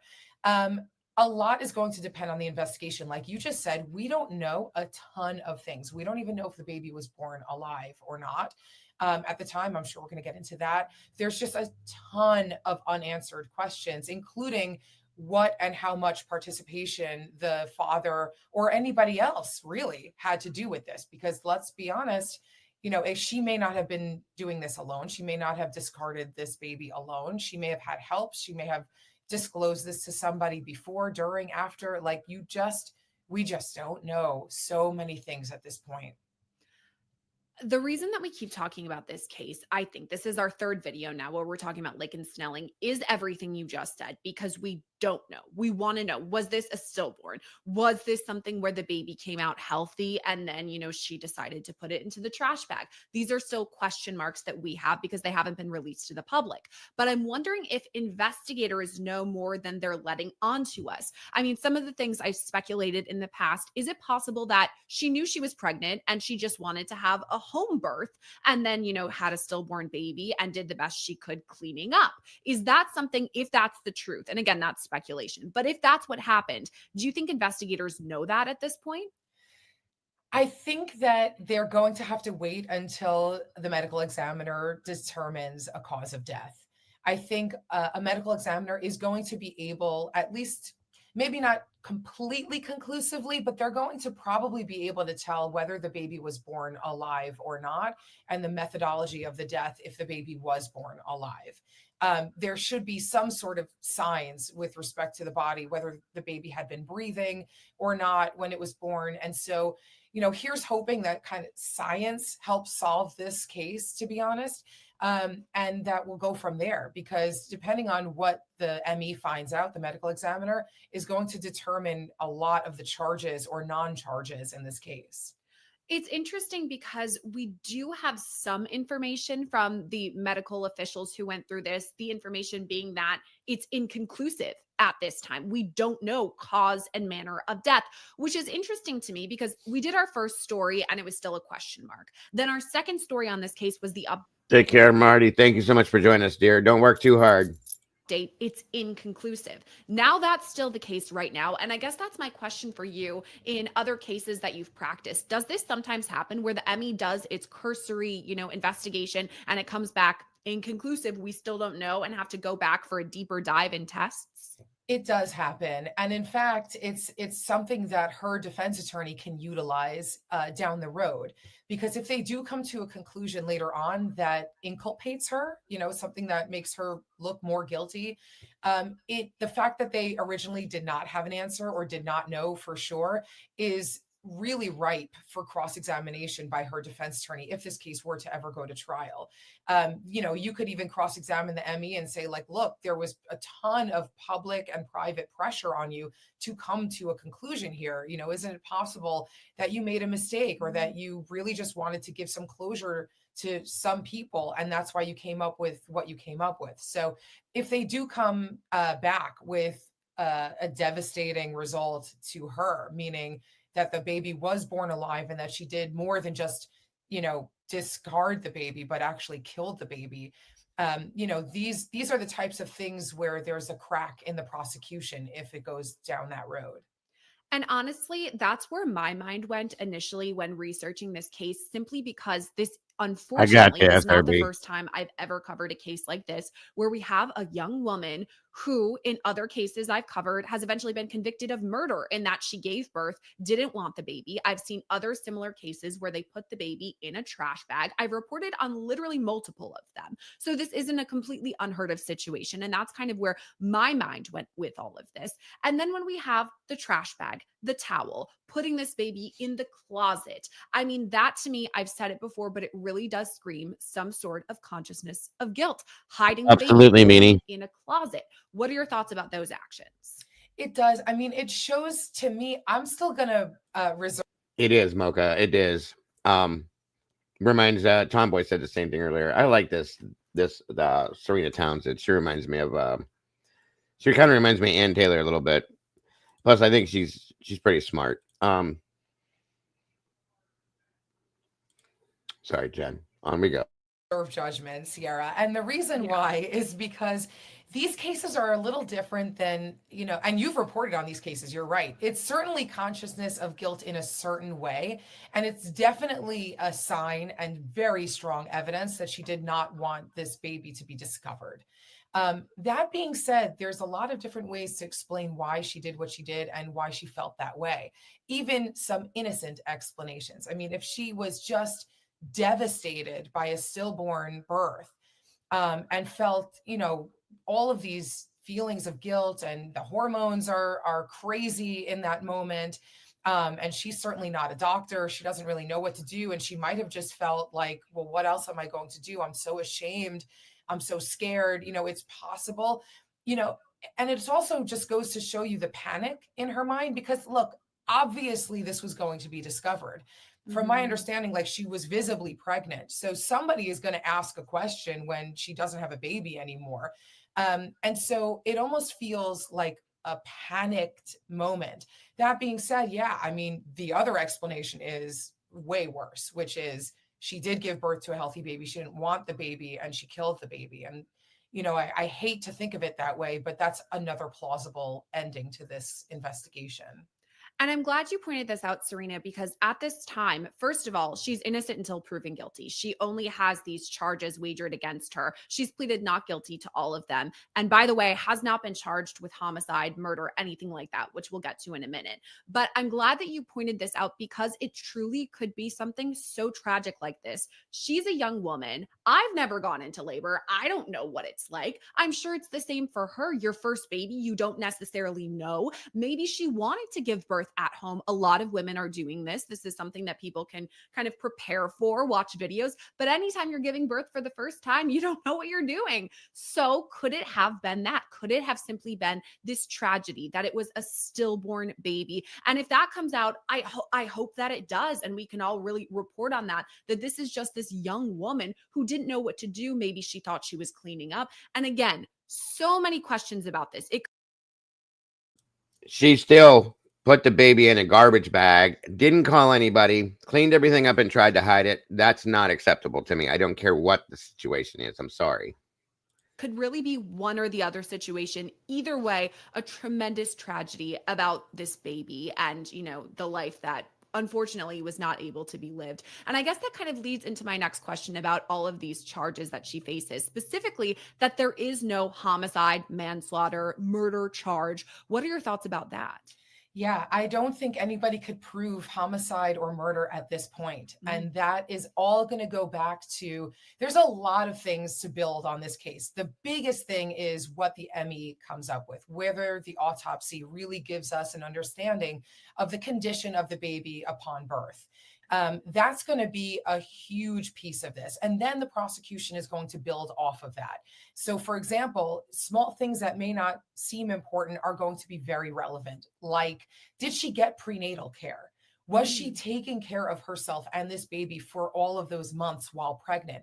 What are the kinds of statements that she made to friends and family? Was she excited to have the baby? Was she reluctant? Was she, you know, regretting it? Was she scared? What, you know, all of the things that kind of fill in the gaps that we don't have right now are going to build the story that the prosecution is going to want to put forth. And of course, the defense as well. So I think, first of all, homicide charges are totally inappropriate at this very moment, because you have to have proof beyond a reasonable doubt as to not only what her mindset was, but whether the baby was actually alive or not at the time of birth. These are major, major things that do not have answers, let alone evidence that gives you beyond a reasonable doubt proof. You mentioned prenatal care, and I think this is something that investigators will easily be able to follow up on, whether she went to the doctor. We can easily look at my chart, for instance, and see, okay, yeah, she did go to the doctor on XYZ day. She did know she was pregnant. Right now, we don't have this information. So some people are speculating maybe she didn't know. Maybe it's like that show on TLC or whatever it is. I didn't know I was pregnant. That's a possible route. But then additionally, new information that's come to light is One of the reasons we focus on this case, honestly, let's be real, is that she was a collegiate cheerleader. And that's something, very front facing. And there's some videos out there showing what people now in hindsight believe she looks pregnant. She looks as though she has a bump and she's participating in this cheerleading. So is it a situation where I didn't know I was pregnant? I thought I was gaining some weight. I wanted to work out and perform my cheerleading competition. Okay, great. Yes, that. Or is it possibly that she did go to these doctor's appointments? She did know that she was pregnant and she's still participating. I mean, a lot of people are really looking at that because she was, she wasn't on the ground. She was lifted up. She was risen. If she has a baby, that's dangerous that you're pregnant, both for the baby and for yourself. What are your thoughts on all of that? It's such a great point. And again, goes back to what her mens rea is, what her thought process was throughout this pregnancy and at the time of the birth. On the one hand, people are going to say, look, she didn't care enough about the baby. She cared more about herself. She continued her cheerleading career at the risk of harming the baby. And look, maybe there's people who are going to make the argument that, but for all of those risky behaviors, the baby, if it was stillborn, would have been born healthy had she taken better precautions. And so it's really crazy how much of this story is yet unknown, but how these little details could help fill in what the eventual storyline might be by the prosecution. Because I agree, like if she was, on the other hand, if she just didn't know and she thought she was gaining weight, then there would have not been a reason for her to stop the cheerleading. Again, also, maybe she's just very young and doesn't necessarily appreciate the risks that she put her baby into by doing those things. But then you start thinking about maybe a negligent homicide type of charge where she knew or should have known that the things that she was doing would be harmful to this baby. It's a very interesting kind of puzzle that needs to be solved with all of these little pieces. And again, it goes back also to that prenatal care. Did her doctors know about her activities? Did she disclose it? Was she told to stop? And did she go against her doctor's orders? You talked about mens rea in all of this too, which is interesting because a lot of people are focusing on the question mark of, if you did know that you were pregnant and let's say you didn't want to have the baby and become a mom right now, there's adoption. That's an option. There's foster care. I think a lot of people are also pointing to the fact that abortion had been outlawed. So that wasn't an option for her. A lot of people are really, and by the way, these are Monday morning quarterbacks who are saying, oh, abortion was outlawed. Interesting now that your baby ends up in a garbage bag. However, do you think that that little aspect to all of this little fact is relevant to the case? I do. I mean, I don't think it's relevant to the eventual charges. I don't think that any prosecutor is going to say, well, she simply didn't have a choice and therefore it's not her fault. It's okay that she killed this baby or that she put it in a trash bag. I don't think so. But I do think the general topic of conversation is an important one. Would we be in this situation? Would she be in this situation? Would that poor baby have been in this situation had she been able to have that abortion very early on and resolve any issues that she may have had? Now you have a potential murder on your hands rather than, something that could have been handled much earlier, sooner, safer, and without criminal charges. It's so sad to talk about this case because, just in this interview with you and I, we've gone down so many different routes because there are so many unanswered questions. But I'm really glad you brought up the baby boy in all of this because he is the through line. The fact that a life was lost here is a tragedy, is the very bottom line. And I'm sure prosecutors are going to want some form of justice in all of this. And this is another reason I love talking to you, Serena, because you bring the criminal defense attorney side, but also the former prosecutor. So if we're going to the former prosecutor side of you and those people, the ones who are bringing charges or who have brought charges already, we talked about, potentially her doctor's appointments, the background, did she know she was pregnant, etc. I know they're going to want to work with the medical examiner and all of that, but would they talk to doctors about, what about her prenatal care should she have been doing? What did she do? Things like that. Yes, for sure. And a lot of it, though, is going to depend on what she knew or should have known. It's one thing to bring a doctor, an expert doctor to the stand and say, like, here's what I would have encouraged her to do. But a lot of it is more about what she actually knew and what was reasonable for her to know.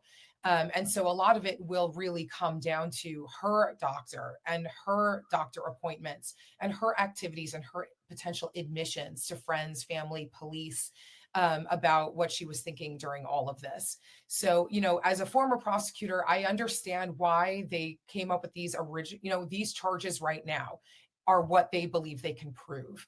The fact that she moved this baby, hid the baby, discarded the baby, all of those things, I think they can prove beyond a reasonable doubt, especially because it's my understanding that she basically admitted to doing that to the police. So I think it's an understandable way for the prosecution to have proceeded at this point, which is to kind of bookmark these charges and say, look, these are the charges that are happening right now. But guess what? If we find out more about this situation that leads us to believe we have proof beyond a reasonable doubt that you murdered this baby, we can supersede the indictment and add charges of murder or however they want to do it, negligent, homicide, depending on the facts as they come out. So this indictment is not necessarily the last we're going to see of the charges. You brought up something really interesting that according to reports, she did admit, yeah, I was trying to clean things up. Not necessarily guilt, but yeah, okay, I did put the baby in the trash bag. However, when these charges came down, she pleaded not guilty. So can you explain that or make sense of those two juxtaposition things there? Yeah, it happens all the time. The difference between her original statement and her not guilty statement is that there's a lawyer now involved, right. Essentially, which is the right thing to do, right? Like most people, this is why I tell my clients all the time, do not speak to any law enforcement without an attorney present. And that attorney is probably just going to tell you not to speak at all. They asked her questions. She's vulnerable. She's going to answer them. She's going to give them what she thinks is going to help her case, where she doesn't realize that they're actually going to use those statements against her. But it is pretty much standard practice for people to plead not guilty, especially in a case like this, where the results of pleading guilty are devastating. I mean, if she just pled guilty, then, she could basically just face the maximum sentence right then and there. It is standard practice to plead not guilty at the outset so that your lawyer could negotiate a better deal for you or so that you could really build your side of the case. Not that the burden of proof ever shifts to a defendant, but you want to be able to see what the evidence is and to kind of give a counterpoint to the prosecutors and say, like, look, this was not what you think it is.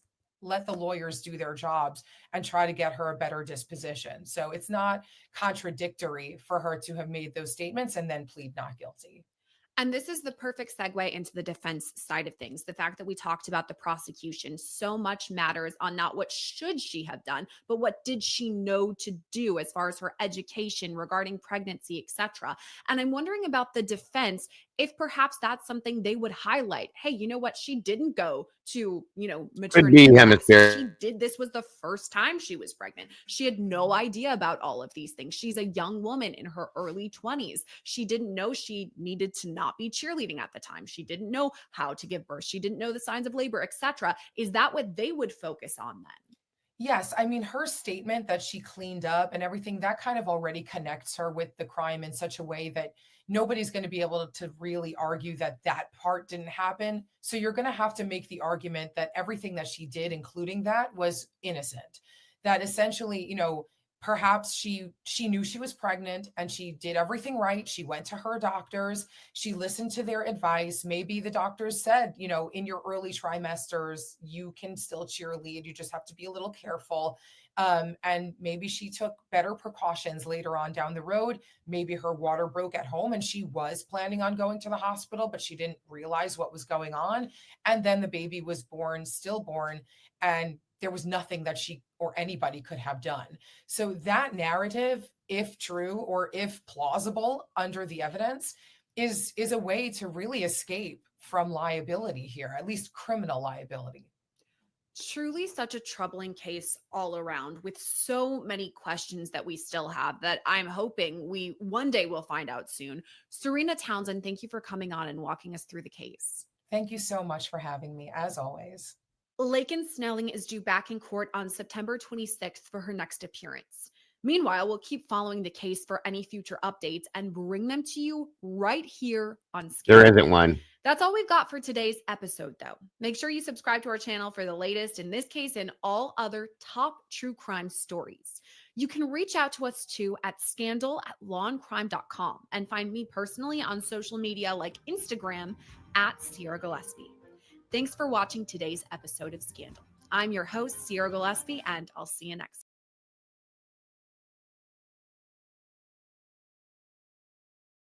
There it is. There it is. I will be following up with that for sure. Crazy, crazy, crazy. It's crazy. There's so much crazy stuff going on. There's stuff going on here in Ohio. I mean, so many different stories, you guys. Insane stuff. But that one's that's wild. I have my thoughts on it. Like I said, I really do have my thoughts on it. 1 second, everybody.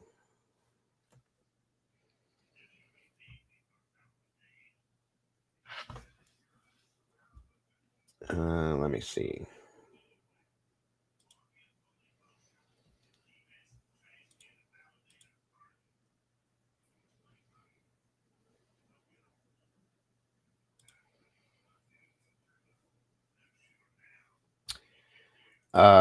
It says I don't have permission to access this, Krista.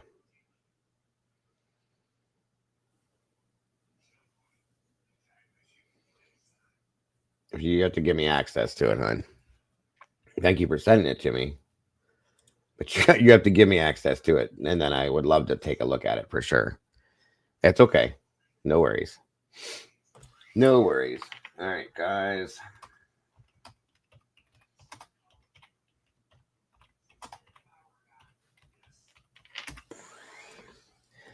That's okay. You're fine. You are fine. All right, guys. Give me 1 minute here.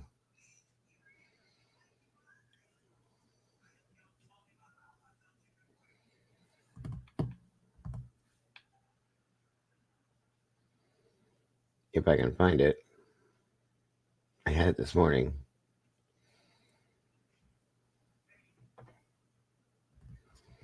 And we're going to be doing a full show on this here. Give me 1 second.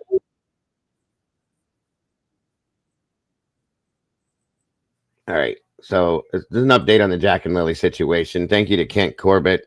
I did get these documents, guys. We're going to have an entire show reviewing and going over these documents here soon, the next day or so, in regards to Jack and Lilly Sullivan, the 2 kids that are missing out of Nova Scotia. So God bless Kent for that. He's awesome. He's been involved in this from day one. He's been their Daniel Martel has known since the day Jack and Lilly disappeared Welcome, that Ed. he was a suspect. He's been their stepfather for more than 2 years, living together in this trailer. Martel says that's why he has fully cooperated with police. Everything from my phone, doing a polygraph exam, and just ask them to do, here you go, search everything, do everything you can for the kids, right? Freshly unsealed court documents detail how RCMP combed through bank records, phone data, and GPS locations. Investigators wanted to know the exact whereabouts of Martel and the children's mother, Malaya Brooks Murray, in the days leading up to the children's disappearance, and cross-reference that information with the statements they gave to police. The documents reveal that as of July 16th, investigators did not believe the case was criminal. By that point, 6 polygraph tests had been done, including on both Brooks Murray and Martel. They were also done on Martel's mother, on Brooks Murray's mother and her partner, and on the children's biological father. Brooks Murray was given a polygraph in what police describe as an effort to eliminate her as a suspect in causing her children's disappearance and possible murder. She passed, and so did Martel. They've done a full background check as much as they could possibly do, and I mean, I'm pretty thankful for them to spend the time and spend the resources to try to figure out everything. You got to remember too, though, the facts that they pass, it doesn't help based on the questions that are asked. So remember that. An extensive search on Martel's property and the surrounding 8.5 square kilometers has turned up only a few clues. One was a boot print matching Lily's size 11 feet. Another was a pink blanket hanging from a tree found by family members of the children's mother. A piece of blanket was also seized from a garbage bin at the end of the family's driveway. Martel says it was the same blanket, but it had been ripped apart and thrown out. I mean, it's mysterious as it is because the distance from the garbage bin to where the blanket was found is almost 1 kilometer. RCMP have previously said Lilly's blanket was sent for forensic analysis. To date, police have received 740 tips and more than 9,300 videos, and say a tremendous amount of careful, deliberate, investigative work is ongoing to locate Lilly and Jack. Angela McIver, CBC News, Halifax.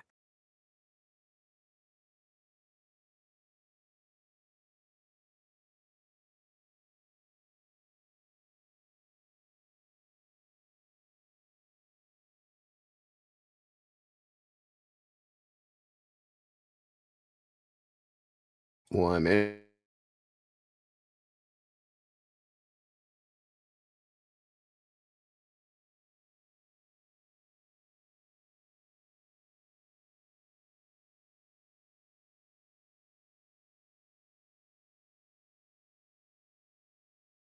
Give me 1 second, you guys. I'm trying to load something in here.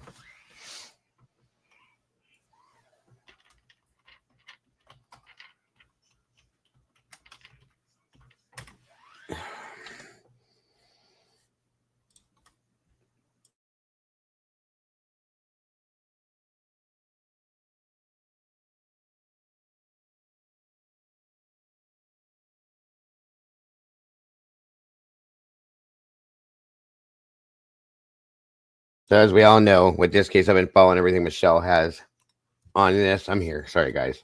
Thank you, SRB. This is kind of an interesting, a little bit of an interesting break in this situation here. Just giving you minimal updates right now. Like I said, coming up probably tomorrow, I think we're going to do a full show on reviewing the documents in this 100%. So, and no, the RCMP have not fully cleared the parents on this. Just so everybody knows.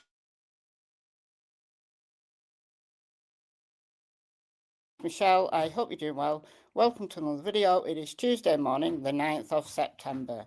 And we're sticking with the case of missing siblings, 6-year-old Lily and 4-year-old Jack Sullivan from Lansdowne Station in Nova Scotia today.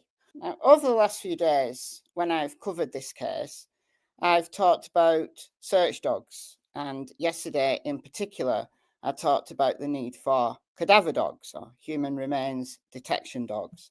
And I can tell from my viewing figures, if I look on my channel here, that people perhaps are getting fed up of dogs. Maybe, possibly. However, the need for cadaver dogs in this case cannot be overstated. I've no idea. I am absolutely baffled why Canada seems to have a problem with cadaver dogs.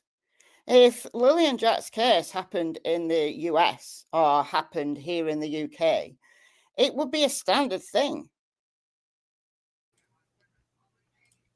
You're welcome to, Kent. If you have any new updates, you're welcome to join me to explain anything new. There's the link, bud.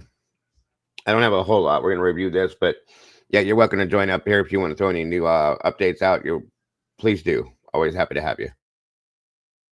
That they get the cadaver dogs out. You know, they do the first searches with live scent trackers, and once they started to assume, you know, maybe a couple of days have gone by, that the missing person might be deceased, then they get the cadaver dog teams out.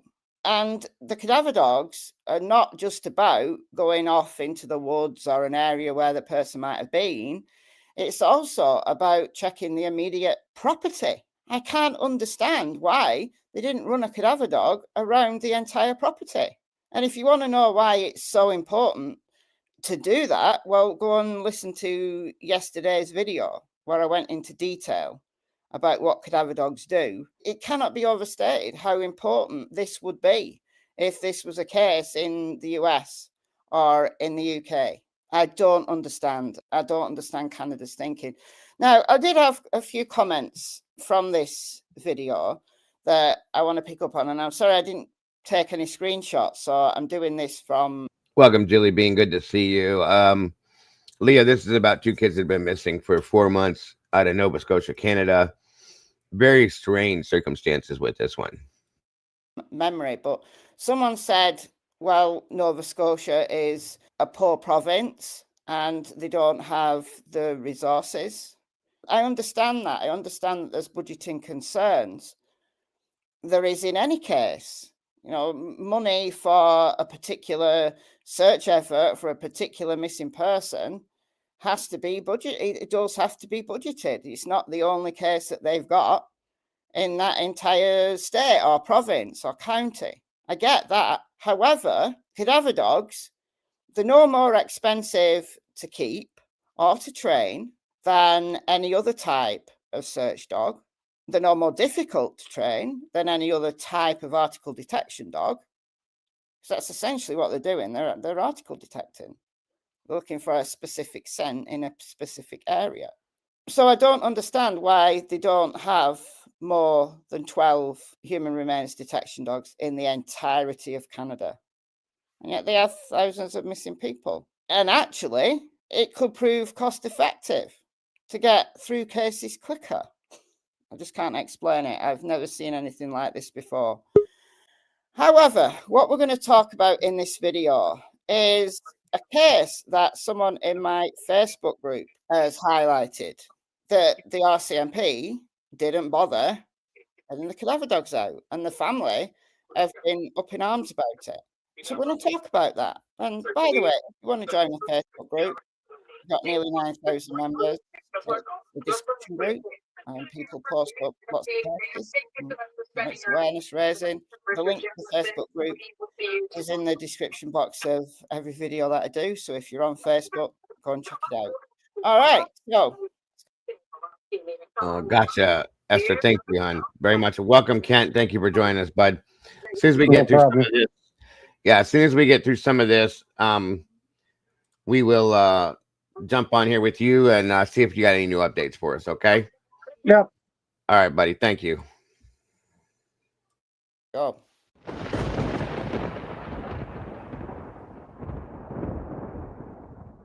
Before we get into this, can I just ask, if you wouldn't mind, if you've not done so already, please subscribe. I'm trying to get to 100,000 subscribers on this channel by the end of this year. I've got just under 4 months to go now. I think I can do it with your help. So if you're not subscribed, it's completely free. It's not like memberships. And once I hit the 100K, then YouTube will send me a silver play button plaque for my wall. All right, so this is a case from New Brunswick. The case happened in 2021, but this article is from 2023. Grandfather, Paul Doherty, had been missing for 2 years when this article came out. Penfield man's case raises questions about need for dogs that can find human remains. Amanda Sala wonders why RCMP won't send a dog to search for her grandfather, last seen in 2021. A really interesting article. I'll leave a link to it in the description box.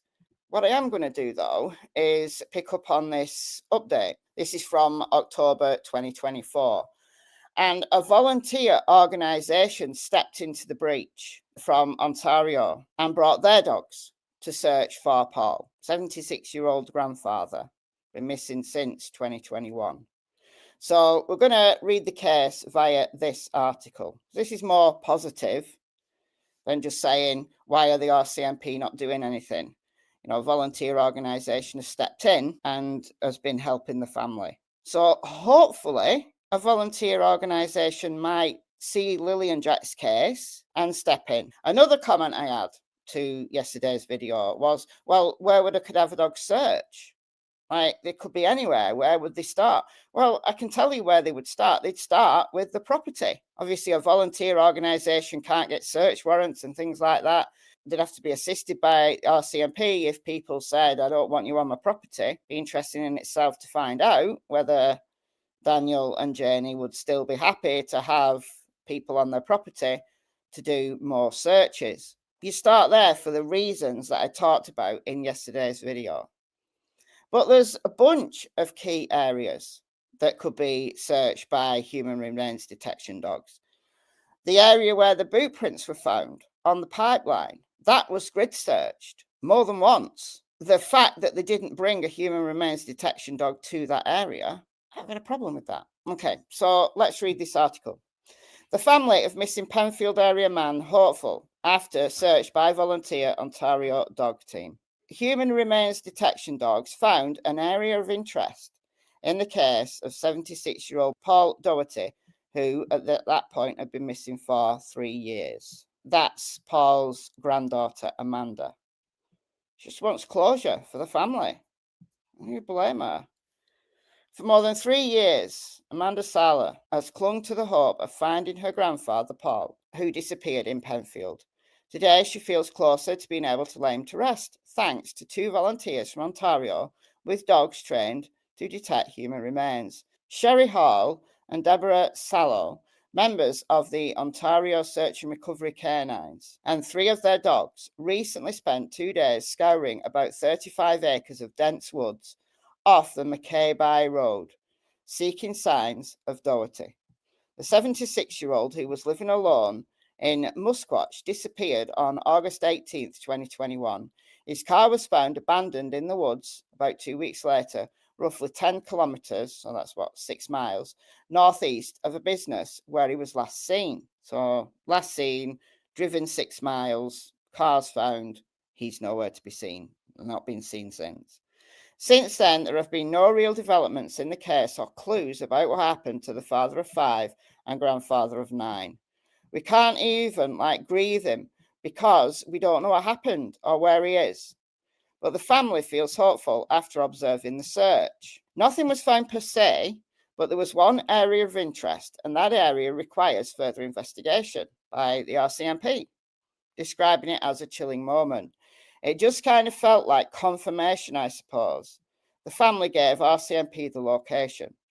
Sala, who lives in St. John, had pushed to get RCMP to use cadaver dogs as part of their investigation and had been turned down by several non-police canine search teams as well across North America for a variety of reasons, including distance and cost. So she's been trying to get help from volunteer organizations from the US. Didn't get any joy, but these volunteers from Ontario stepped in. It's really different from when someone passes away because at that point, all you have to do is heal. There's nothing you can do. In this situation, you feel like you should always be doing something, but you can't just come out and search in the forest all day by yourself either. So it's always a very crushing and uneasy feeling. Doherty's son, James, agreed. You try to kind of put it in the back of your mind where it's been for 3 years, but it's difficult, said James, who's Amanda's uncle. It's been difficult to get any type of searching done and having no real information to go on. James spoke to his father the day he disappeared. His father, whom he described as very easygoing, will do anything for anybody, give you the shirt off his back, called him at work and wanted him to go to McKay's Wild Blueberries to buy him a pie. He sounded a bit off, and that was the last time we heard from him. So that's James. In hindsight, James wondered whether undiagnosed dementia might have started to set in. Knowing my dad as I do, there's no way he would bring a 2-wheel drive vehicle in here himself under normal circumstances, given the rough terrain. It's frustrating because in this province, we don't have the resources we need for families in our situation. You're kind of left to your own devices. And I mean, you just shouldn't have to do it by yourself, right? There should be people to help. There should be. However, the RCMP refused.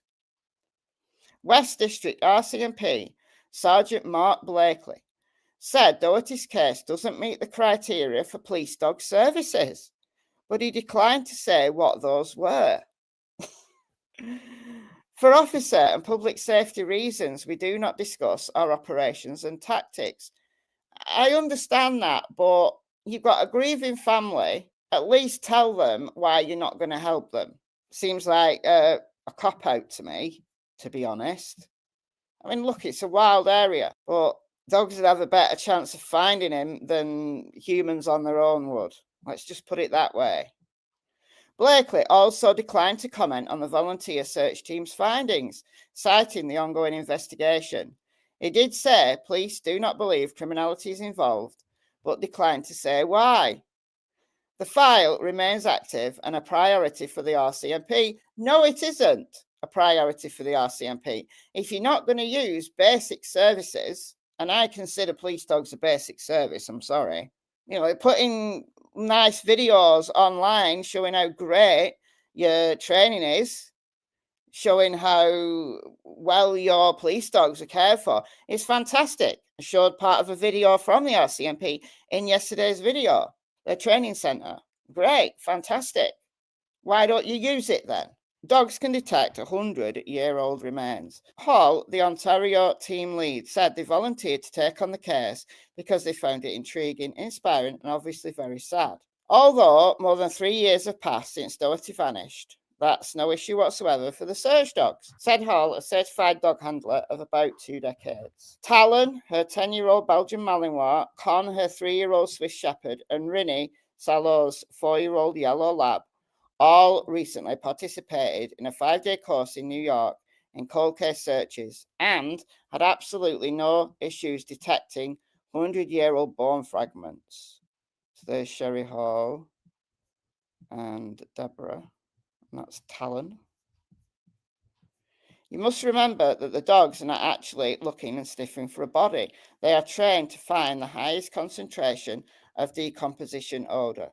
So if there was a body that slowly decomposed over a year or two, and at the same time was ravaged by scavengers, and there's nothing really much left to find, the dog will still be able to tell you that there was a body here. The thing is, though, if they found an area of interest, it could be that human remains have been there at some point in the past, but it doesn't necessarily mean that it was Paul.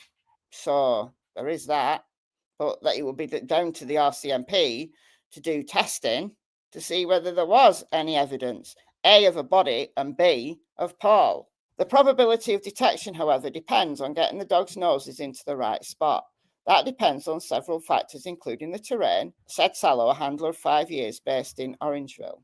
The big trees aren't bad. It's when you get into the scruffy stuff. That's the hard stuff to get through. So like brambles and things like that. Another reason why spaniels are so good, because brambles don't faze them. Weather can also be a factor. Rain that pools on the ground, for example, can suppress odours until the soil can absorb the water. That's why they don't tell families they're coming to find their loved ones. She said they tell them they're going to clear certain areas so that they can be crossed off the list of places they need to continue to search. Ready, find him, shouted Hall, unleashing Talon into the thick brush, watching him closely for any change in behaviour, while Sallow served as their flanker, responsible for guiding them using a GPS and mapping system and watching for any unsafe conditions. After about 45 minutes, they returned to their van where Sallow retrieved Rinny and Hall became the flanker as the Doherty family looked on. Later, the dog handlers alternated positions again and Hall's Con led the search for Doherty. In total, they spent about 10 hours over 2 days searching. Hall hopes the case will help raise awareness about the sorry state of search and recovery in Canada. Yeah, it is in a sorry state, she said, referring to how few human remains detection police dogs there are. The RCMP have only 12 across the entirety of Canada, and Canada's huge. How rarely police use non-police dogs like theirs, and how little training is available to volunteer dog handlers, forcing them to travel to the US for courses. She estimates they each spend about $10,000 a year on training, travel, and helping families like Sally. They don't charge families for the service. Instead, they save money from paying contracts, such as looking for unmarked graves at residential schools, and pay it forward. In some cases, family will also raise money to help cover some of the costs, such as travel, accommodation, or meals. Sally raised $2,000 online within a couple of weeks for Hall's gas money and Sallow's flight. I want to be able to lay him to rest with Dorothy, his late wife, as it should be. We're definitely due some closure, that's for sure. Anyone with information about Paul Doherty's disappearance is asked to contact the RCMP at 506-357-4300. Information can also be provided anonymously through Crime Stoppers by calling 1-800-222-TIPS or 8477, by downloading the secure P3 mobile app, or by secure web tips at crimenb.ca. So there's Paul. Those are the last images of him. And obviously it was COVID times. That's why he's wearing the mask. So look, Lilly and Jack's case is not the only case where the RCMP has failed a family, failed to do the most basic things that would be done in the US or the UK. I feel that at this point, a volunteer organisation needs to step in for Lilly and Jack and get some searches done. And if money can be raised to get them there, I'd be all for that. So I know there's been money raised for things like flyers and posters and signs. Raising money to get a volunteer search organisation there, I think would be very useful. What do you think? Let me know in the comments, and I'll see you in the next video. Bye, guys. All right. Thanks again, Michelle. Again, welcome, Kent. Thank you for joining us today. For those who aren't familiar, Kent has been involved in following this case from day one, has a lot of inside info on this, and has kept up to date with a lot of things. So thank you for joining us, Kent, to be able to give us a bit of an update today. Anything new? And first off, how are you? Thank you for being here. Welcome, Vivian. And what do we got today, sir? Are you still there, Kent? Can you hear me?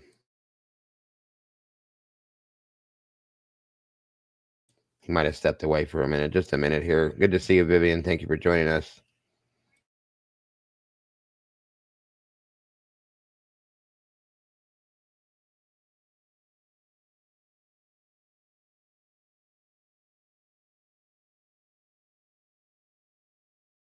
Oh, shoot. Yeah, there was some background noise. I forgot. Sorry. There we go. Sorry, bud. Can you hear me? Yeah, I can hear you. All right. There we go. So, no All right. problem. Welcome back. I have, it's the phone case on my speaker. It covers up my mic a little bit, so it reverberates back through the channel. You're not the only one. No problem. No problem. It's all good. We're good to go. Yeah. So what's new with this one, sir? Well, it's really pretty quiet, I think. Mm-hmm. There's a couple false, well, what's believed right now to be false tips. Mm-hmm. A woman said that she was spotted and was talking to Lilly in a park in Saskatchewan. Gotcha. On another channel yesterday, someone had come into the chat and said that they had seen Jack at a local Read by the Sea type event where he was selling lemonade and ended up winning tickets to go to see Jelly Roll at YQM Festival in Moncton. Okay. So those are the two tips that are out there right now that everybody seems to be scurrying over. Mm-hmm. Locally, we had our local exhibition fair this past week, last Wednesday through Saturday or Sunday. Gotcha. We had a sign at each entrance. We put about 7,500 people through the gates. So they would have had to see the signs to come into the grounds. That's awesome. So that's exposure. Yes. I totally agree with Michelle, but I also disagree. And I think I have a couple points on it. And one point is that all Canadian RCMP K9 unit dogs have some cadaver training. They're not cadaver specialists. Yeah, we had talked about that before. I remember. Right. She may not know that. Right. Well, exactly. And the fact, and then the other thing is I think that, and like I say, we haven't had an update since the court documents come out, but even those documents, when they come out, they were a month and a half old because they're from as of July the 16th. Right. Right. So we haven't had any new updates from officials officially since July the 16th. And the other reason like she said, the starting point, of course, would be the children's property. Yeah. But if there's no signs of death,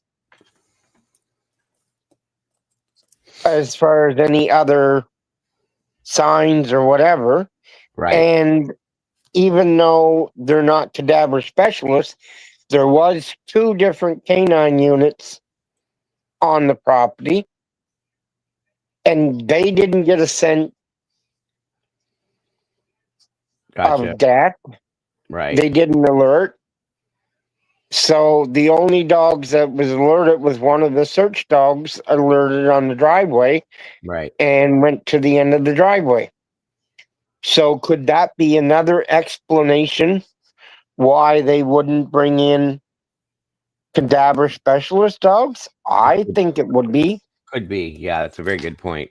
Very good point. So did you look at the documents at all? Yeah, I did look through them a little bit. I didn't get to go through them heavily because I've been real busy with the Idaho stuff, but that's why I plan on either tomorrow or the next day. I want to do one whole full show on just the documents for sure. Mm-hmm. There's some interesting information. If you want me to come up when you're doing the documents, as long as I'm free, I have no problems.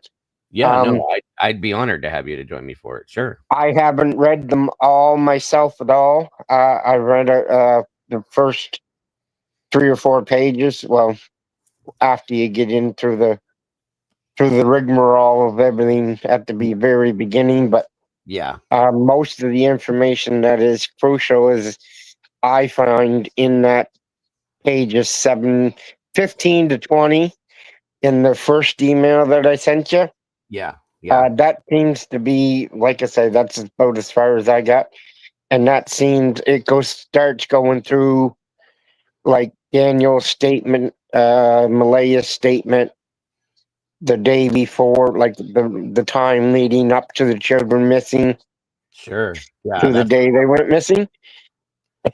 And I'm telling you, for anybody that's followed the case so far and you know that there's inconsistencies and whatnot, the documents just make that a little bit more obvious. Yes. Like there's some stuff that's stated in the documents that I would say, what? Right. That's why we like you know. They're not redacted as bad as, like, there won't be as many sessions where you have to say blank, blank, blank. Because everything there, I believe everything in the documents, one way or the other, we already knew it. Right. Because it was a month and a half old. And so but just the way that some stuff is explained through their procedures and whatnot and what was stated. Like, I seen someone when you just start say they weren't up on the case but didn't they clear the parents? Well, no, there's some creators out there that's using that terminology because of the fact that parents have passed a polygraph in regards to the questions or a certain number of questions. It doesn't say all questions. Right. But we don't know what the questions were either. That's it. Yep. Right? Exactly. We know that Daniel's questions, according to him, were all regarding the death of the children.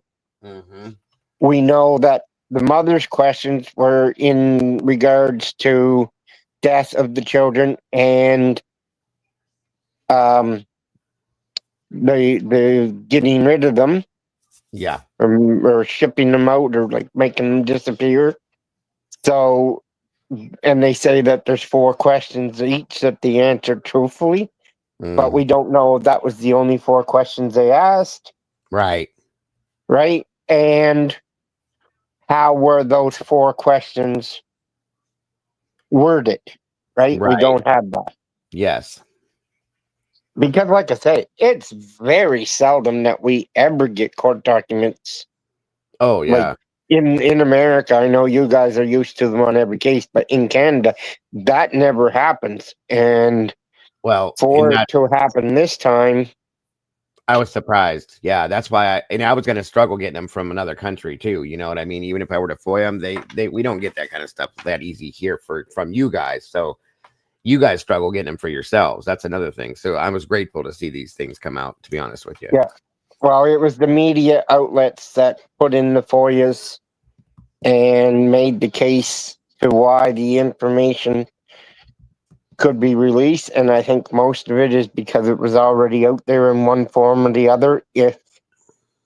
Definitely. If you searched and put the different articles and statements together. So I think that's why Yeah. they were released. Good point. And Vivian says, and I get the same feeling. Not everybody has to agree, but I feel Vivian says Daniel's mom seems very weird, and she didn't seem to ever like those kids. That's the vibe that I got from her too. I don't know about you, Kent, but Janie gave me a bit of a like they're an irritant to her, maybe possibly the way she speaks about them. Now I don't know if it's because of her situation or if it's just because of the kids themselves. She just seemed like she didn't want, like they were a bother in some senses. Did you ever get that feeling from Janie when she spoke about him? Well, you get a sense that she may feel bothered. Yeah. See? Right? That's what I you got. You can definitely tell that she talks about Jack and Lily different than she does her blood grandchildren. Very true. Yes. So therefore that makes you wonder that, like, yep. Was she bothered? But was she bothered by the children? Or was she bothered by the parents' actions and stuff towards the children? Or their lack of, maybe, yeah. Yeah. Got Right? Because Janice had stated that she always had to be calling Malaya and telling her the kids are outside playing, they got no coats on or they got no boots on, or Jack sat down and took his boots off or whatever. Yeah. But yet Malaya's been trying to tell us right from the start that the children don't go outside by themselves. Yep. So is that why she's saying they don't go outside by themselves? Is because she knows that Janie's always watching them? And the fact, and then Daniel tells us too that the Malaya never did anything with the kids, that he did it all. So you take those two and mix it together.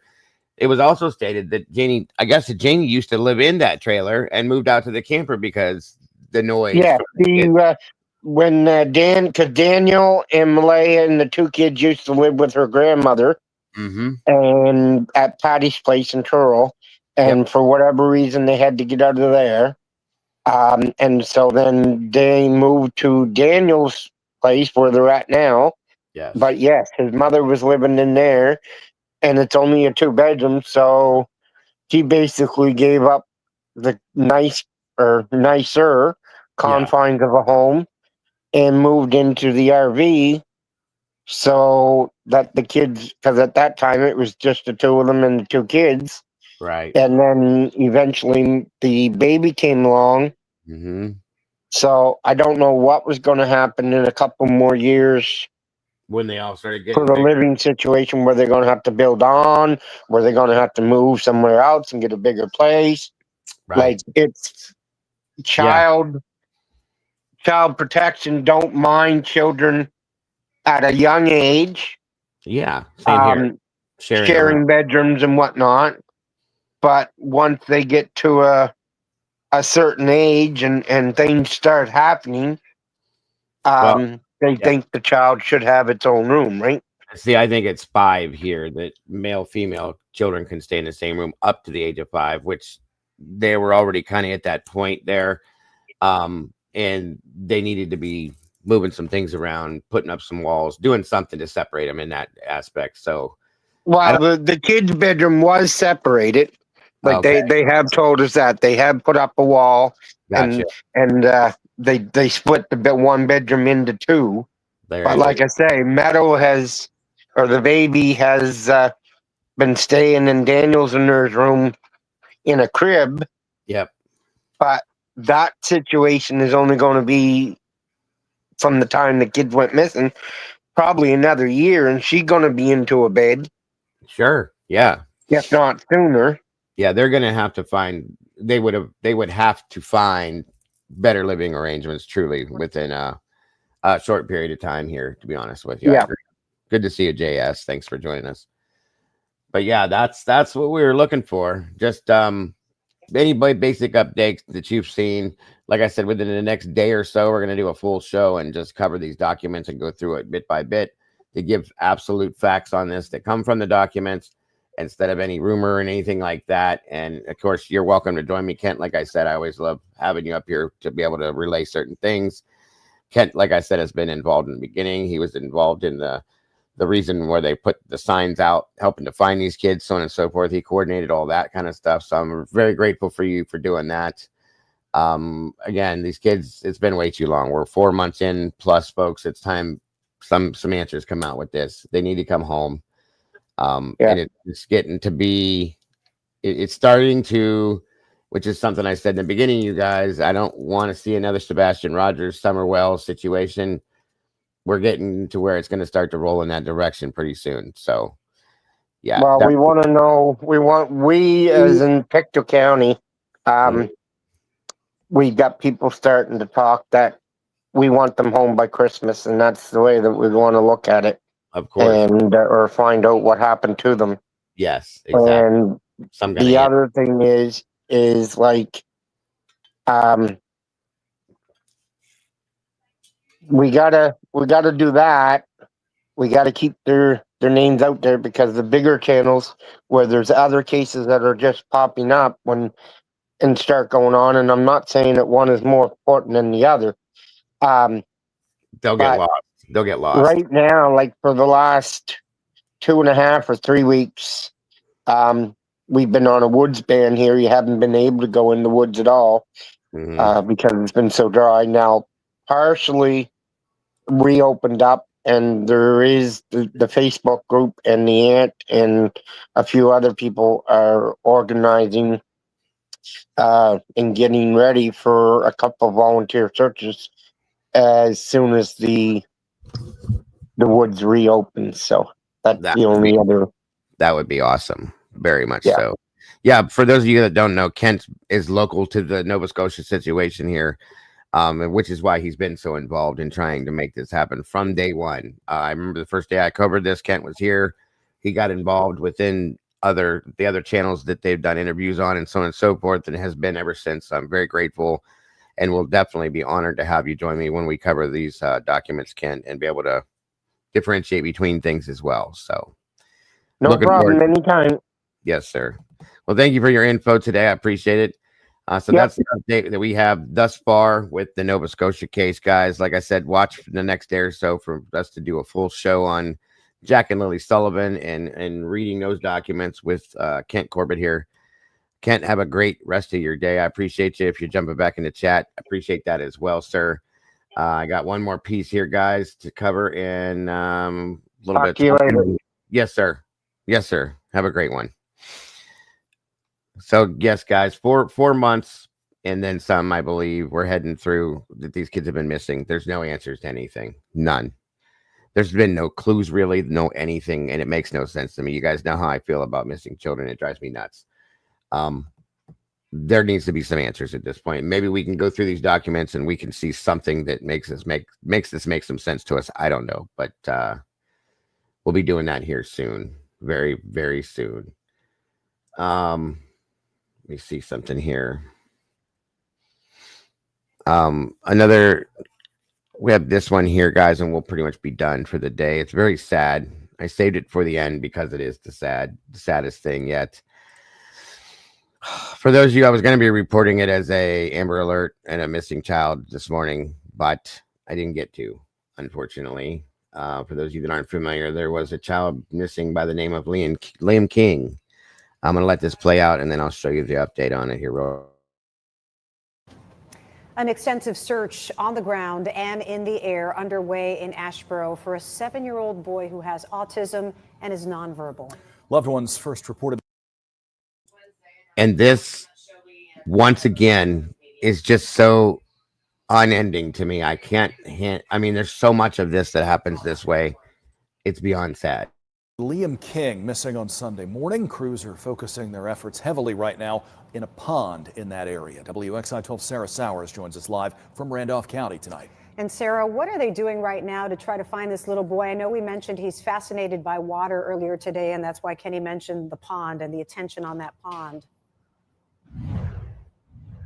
Yeah, that's right, Christine, Kenny. The sheriff tells us that they are exhausting every means necessary right now in order to bring 7-year-old Liam King back home. The sheriff tells us that they're even pumping out a pond as we speak in the area where they think he might have gone missing. Right now, investigators don't believe that he was abducted. They tell us that the boy has autism and is nonverbal, and he likes to run away when he's approached. He was last seen along Forest Hills Drive and reported missing by a family member around 11 a.m. Sunday. He was last seen wearing a light blue, black, and gray sweatshirt, a gray Nike t-shirt, black sweatpants, blue Sonic socks, and tan sneakers. He's 3'5" and weighs 55 pounds. He has shoulder-length dark hair and brown eyes.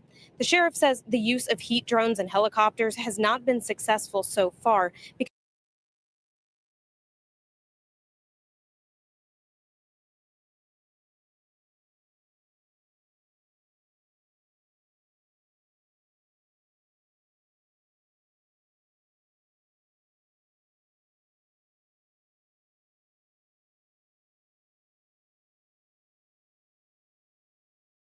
Okay. This is so sad. And this, not too long, about 10 months ago or so, we covered multiple cases of autistic children that were being found. Am I muted, guys, or no? Can you hear me? Can you guys hear me okay or no? Microphone's on. Yeah, it is this damn microphone, I think. Am I good or no? Yes, no, maybe so. Okay, sorry guys. We went through a phase where we were every other day. There was an autistic child going missing and being found in a body of water. And once again, I just this breaks me in half sometimes, you guys. It really does. Randolph County, the missing 7-year-old Liam King has been found. According to the Randolph County Sheriff's Office, he was found in a pond a little after 10 this morning, where he was initially reported missing. The Sheriff's Office is planning a press conference at 2 this afternoon. Fox 8 will have a team there, and we'll bring you an update starting. 6:02, the search continues for a missing. That's the sad, very, very sad outcome of what happened with Liam King. Give me 1 second here, guys.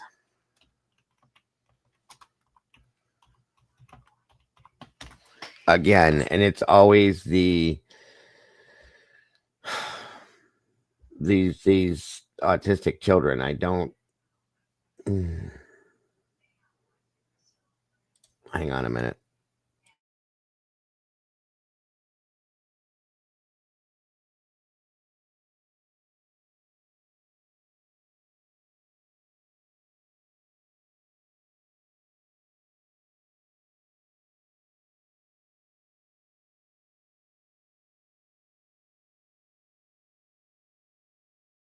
One second, I'm going to show you guys the press conference so that everybody knows all the details on this. This is just heartbreaking to me to see this happen again and again and again. All right. There we go with the presser. This just happened a little while ago. That way everybody knows the details. Discovered Liam King's body at 10:15 this morning in a pond located approximately 1/10 of a mile from where he was staying at. The body is going to be sent to Chapel Hill medical examiner's office to be examined and to determine cause of death. And I want to thank the community for their outpouring of support, meals, water. We couldn't ask for any better support from the neighbors and citizens down in that area, the businesses in southern Randolph County that supported us. The number of volunteers that showed up that were experienced in search and rescue. We had them all the way from New Hanover County. And, you know, that's what it's all about, sheriffs helping sheriffs in a time of need. And I wish we had positive information to give you, but hopefully we can learn something from this and be better next time. Our goal was to find him alive, and we did not achieve that goal. I want to thank all the people behind me that spent most of the last 50 hours working either at the airport or at our command bus on Forest Hills Drive. I will open it up for any questions that you may have. Sheriff, we're sounding pretty emotional over there. Can you speak to that? Anytime you deal with a child, you know, you become somewhat emotional. You know, we all have kids. I've got grandkids, and you put yourself in that position. And, you know, this child had a life to live, and it was taken away from him. And I know he's in a much better place now, though. Is there any sort of reason to believe there was any foul play involved in this, or is it confirmed that he did? We're in the process of investigating that at the present time. We're not going to rule it out. We're going to check and make sure that everything's good with the body, and medical examiner will do a thorough investigation, examination of Liam's body. Around how long? It will take several weeks. What was he doing at that house? See you soon, Leah. Thank you for joining us. Have a great and safe day, dear. Liam was with his mother's boyfriend at the time, and the boyfriend actually lived at that residence, and he was overseeing the child during that period when he disappeared. Was he alone? Was the mom there too, or was he alone? No, the mom was at another location. Who found him and what time exactly was he discovered? The body was found approximately 10:18 this morning a.m. by Brunswick County Search and Rescue. Can you confirm if Liam was found in the same pond you were talking about yesterday that you guys were working to drain? No, this was a different pond.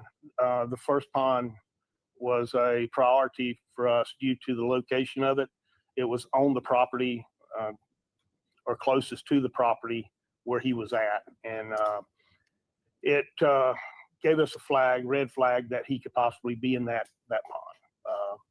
You know, after searching it, draining it, we moved on to the next pond. How many miles? So they're saying that Liam was left with the mother's boyfriend when she went off. So again, yeah, this is JLR, guys. I couldn't pull up the regular presser, so please bear with it. I'm sorry. So I wonder if he's going to be charged for negligence or something in that aspect, or how that's going to work out. Because yeah, that ain't no lie. That relationship's over. This is so sad. That's things like that happen.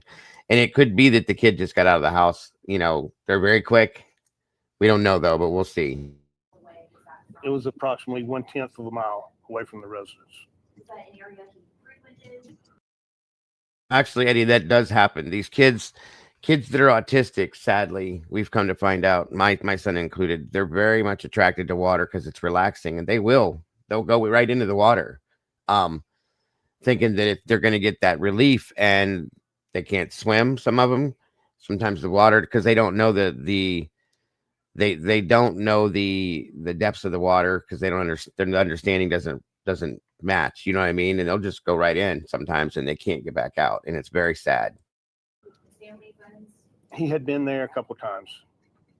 And can you explain to us, just for people who don't know this area, just how many ponds are in that little area?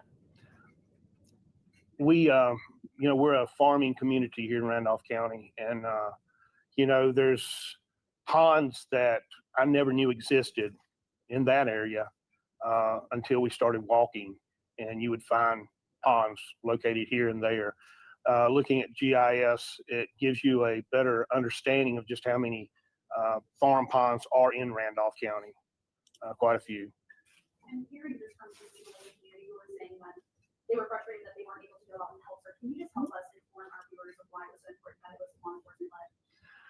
As I stated in the last press conference, the best thing they could do to help the citizens was Yeah, we lost one too. It wasn't one of Caden's classmates. He was in a different class, but he was the same, and he walked out and climbed up into his parents' swimming pool one morning. He was like 4, I think. They was in this. Yeah, they were in the same preschool, but different classes. And he went, and they couldn't find him. And then 2 days later, or not 2 days later, 2 hours later, they went out and found him floating. It's disgusting and sad. And that's why with our pool, we've always kept it locked out and everything like that. It's just very sad. I've been saying that forever, Twiz, that they need air tags or some kind of an alert system to let you know when they leave the specific premises of your, like, very close to you, because it happens so much. It's just very sad, very sad. Thank God Caden made it, when he did get out a couple times, guys, of the house, thank God we were on top of him. But it happens. It happens. They're so quick and curious, and that attraction to water draws them. It's like a magnet. It draws them to it. So, we've always kept our pool locked, and we still do now, because I fear that my one of my grandchildren, I think, might be autistic. His parents won't have him tested, I think, out of fear that he may be. We begged them to, but they won't. So we take all the precautions we can just to be safe, to check their own property in that area. And, this Liam was found on someone else's property. Yeah, see, and that's the thing. Like when Sebastian went missing, he's 15, and they were telling people to look in your sheds and ponds and all these things. I mean, it is what it is. I don't know how far it was, Eddie. I think he's going to describe it now, but they'll wander to that spot and they walk right up to it. There's been kids found 5 miles away in a pond from where they went missing from. They walked directly to it. They just keep walking, and then they see these things and they go to it. Yeah, exactly. SRB. We did not want people that were not trained to come in and tamper with evidence, even disrupt evidence that could be used for further investigation down the road if we needed it. And that would, you've got people that are untrained that don't know really what to look for. And that's why we had trained individuals go out initially and look at all the possible places he could possibly be. Mm-hmm. Anything in this type case from He did. That's right. It's 1/10 of a mile from where he went missing from was where they found him in the pond. So very close, very close. Clothing, lost shoe, just any indication of the direction in which he may have been traveling. I know we're still early in this investigation, but could we expect charges against the boyfriend? We will have to. We're at the very beginning of the investigation. I'd probably say it's probably like in a city aspect, probably like a city block from where he went missing to where the pond was. Truly, a small city block. Some places like not New York or something, but a normal small city block. Sorry. Investigation, and we will have to look at everything, take all the evidence for the district attorney, and go from there. It's too early to say. There's a program called Project Lifesaver that's implemented in Lake County. It provides bracelets to kids who have cognitive impairments to be able to track Is that something you guys possibly implement in the future, or plan to implement something like that in case this does occur in the future? That would be very helpful to us. We have that same program with dementia patients here in Randolph County. And, it would be very helpful. It would lead us straight to that person. And Liam was not subject to doing this, on a consistent basis. So I don't know if he would be eligible or, I guess, warranted to have a bracelet. I could see where if a child does that quite often, it would be. They're the ones that pulled him out of the pond. They're the ones that had to put aside their normal daily activity of being. Yeah, a lot of them. There's a lot of ponds out here now that they're like when they build. See, that's one of the theories that me and some of my mods have come up with and have talked about repeatedly with Sebastian Rogers, that it's possible that construction site where they were building all those new houses and whatnot, that he could be buried there accidentally. And that's why they haven't been able to find him, because of the way that whole construction area went down, and that they never stopped construction, folks. And it's something that's possible inside a drainage pipe or something that was buried over. This is in North Carolina, SRB. So, like retention ponds are everywhere in these new housing complexes that they put up. They're everywhere, constantly everywhere. Where I live, I'm in a rural area, and I have a river, a pond directly across the street from me. 5 houses this way, 2 houses this way. They're all over the place. Okay. And this is in a rural area. So think about the suburban areas and stuff like that, possibly. So it's just sad. This whole thing is sad. In some senses, we've seen that it is parental neglect, where they're not paying attention and the kid just goes out the door because the parent's busy with their own life. Off they go. And these kids, when they see these areas, when they see these bodies of water, they remember it, because it's a comfort to them to know that it's there. You know what I'm saying? So it's a memorization. They just think off they go. Their mind is so chaotic and this and that they want that relaxation, so they head towards the water, like taking a bath. You know what I mean? And it literally, seconds to minutes it can take. We've seen and covered so many of them, you guys. It's just beyond heartbreaking. And in a lot of senses, it is parental neglect. In a lot of senses, there was a couple times I believe that it was intentionally done. And in a lot of senses, it's absolute 100% just accidental, that the child got past that person, got out the door, and off they went.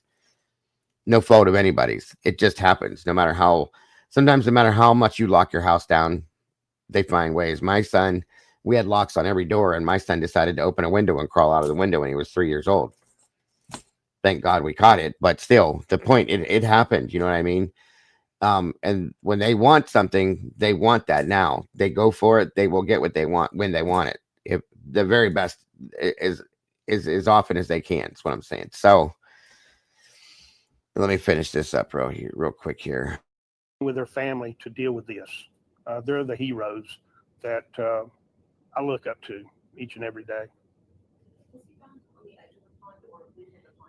It was near the edge, and we had checked that pond before initially, and there was nothing. We did not locate the body. That was my next question, actually. Was there any evidence that maybe he had been wandering around these past few days and it just ended up there, or did it seem like anything that? Well, it appeared to our investigators that he went to the first pond that we tracked him, the GPS, the phone ping. It showed that he was at that pond, and then went down a main logging road, and that logging road ended up at this pond. And, that was a 1/10 of a mile from the house, approximately 700 feet, maybe a little over. So that has me curious now, because they said that they had checked that pond and he wasn't there that time. Then they go back to it and now he's there. Those are the things that makes me start asking questions at that point. Then you see what I'm saying? When they go looking and they go through these ponds, they drain them, whatever, they don't find this child, and then they go back a day or so later and then he's there. That's when I start asking specific questions, truly. He had a phone, but it did not operate a lot of the times. We did try to use it, the technology that we have to ping his location, and we utilized that to put us at the first pond. That's why that first pond was very important for us to look at and search. So to clear up some confusion with some people who obviously are not here and doing the investigation online, whenever you learned of his disappearance, you saw the GPS where he was located. You started at the pond, correct? We started in the house where he originally was, and we searched every bit, and then we continued outside and did a perimeter search of the outside, and it led us to the pond. Do you have a final message for our viewers?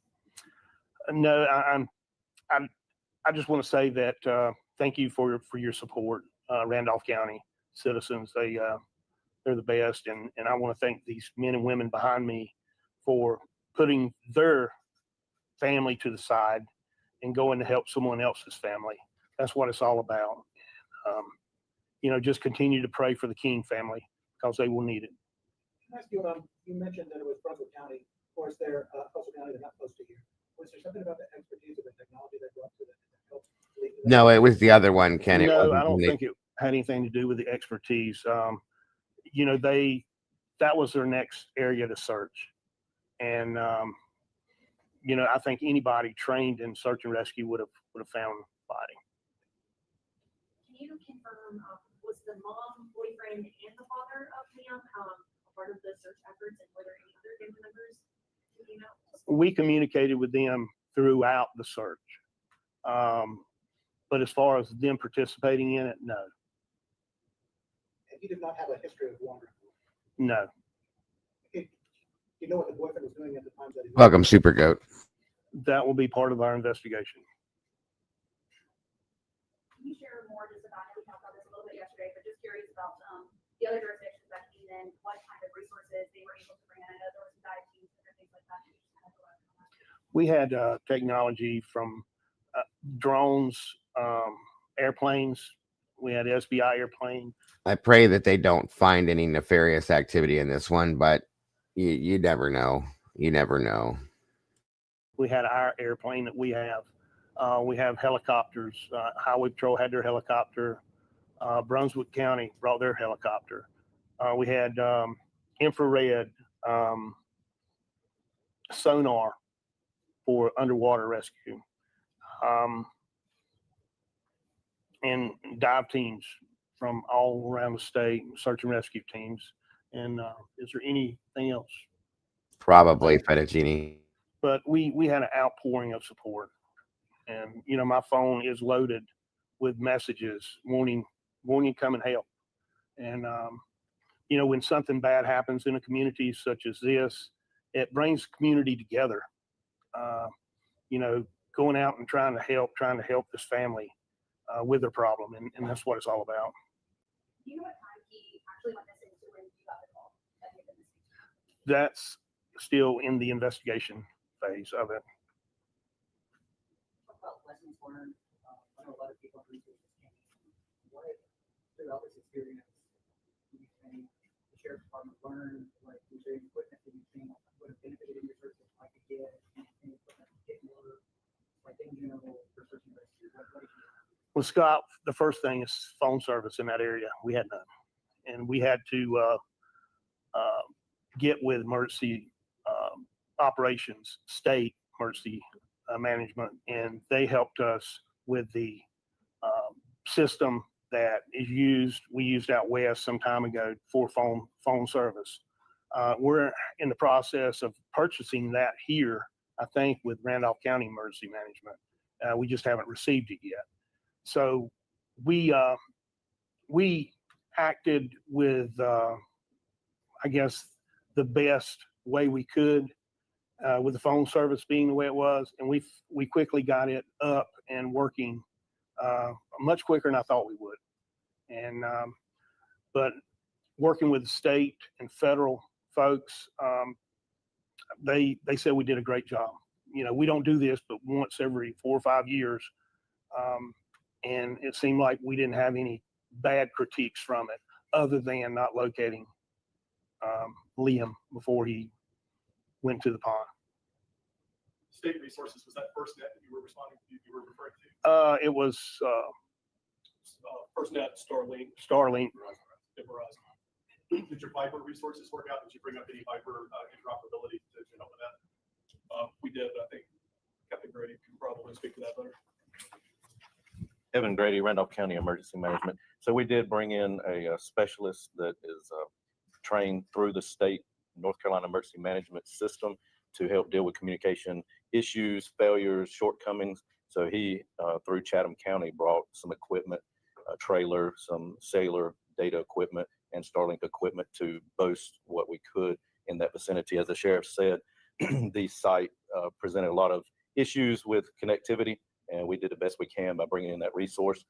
Emergency management, our goal is to bring in resources that we don't have currently or that we need and other mutual aid departments or other state agencies might have. So the liaison is the emergency management, working closely with the sheriff's office, helping to identify needs of the responders on scene and getting those here as quickly as possible. That was very effective in this case, from manpower to equipment to food. The process worked very well.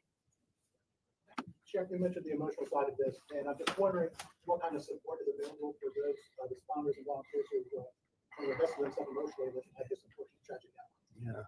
Yeah. Back in 2018, when I started as a sheriff here, we started a peer support team, which is a group. All right, you guys. So the rest of this is just technical questions about different things. So, fact is that there's an investigation going on. They have found him, sadly. Hey, Christina.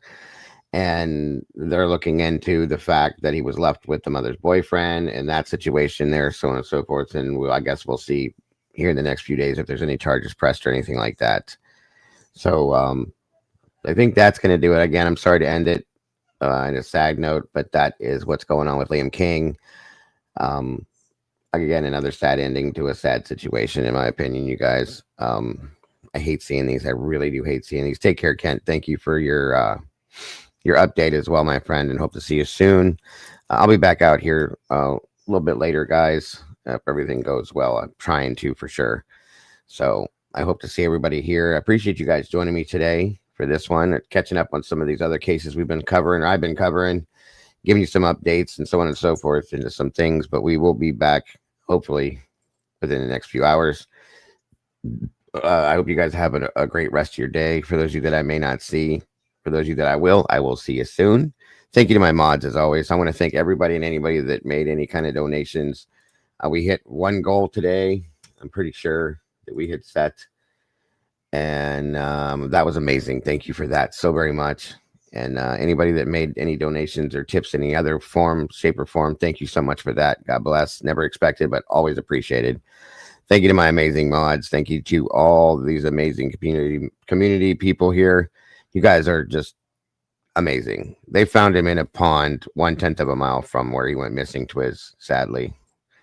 Right down the road, literally. It was very sad. So,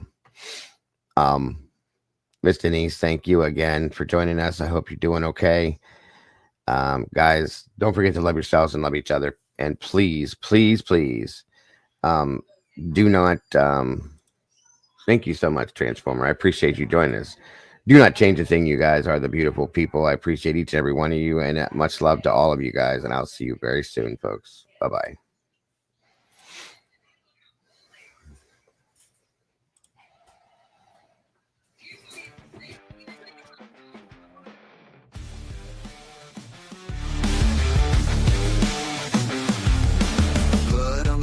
Splattered like rain, coffee stains tell stories of pain, spoons clinking whispers in the night,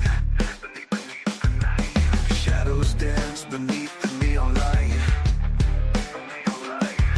Who drank the poison, who lit the flame? Everyone's guilty, no one takes the blame. True Crime Cafe where secrets bleed.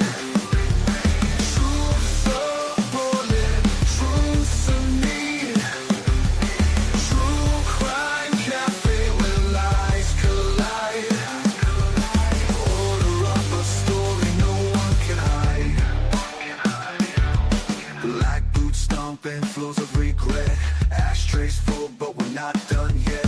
Clock ticks louder, the walls close in. Every sin tastes like original sin. Who's the killer? Who's the saint? Fingerprints smudge, they don't paint. Truth or dare or just pretend. What's the start? What's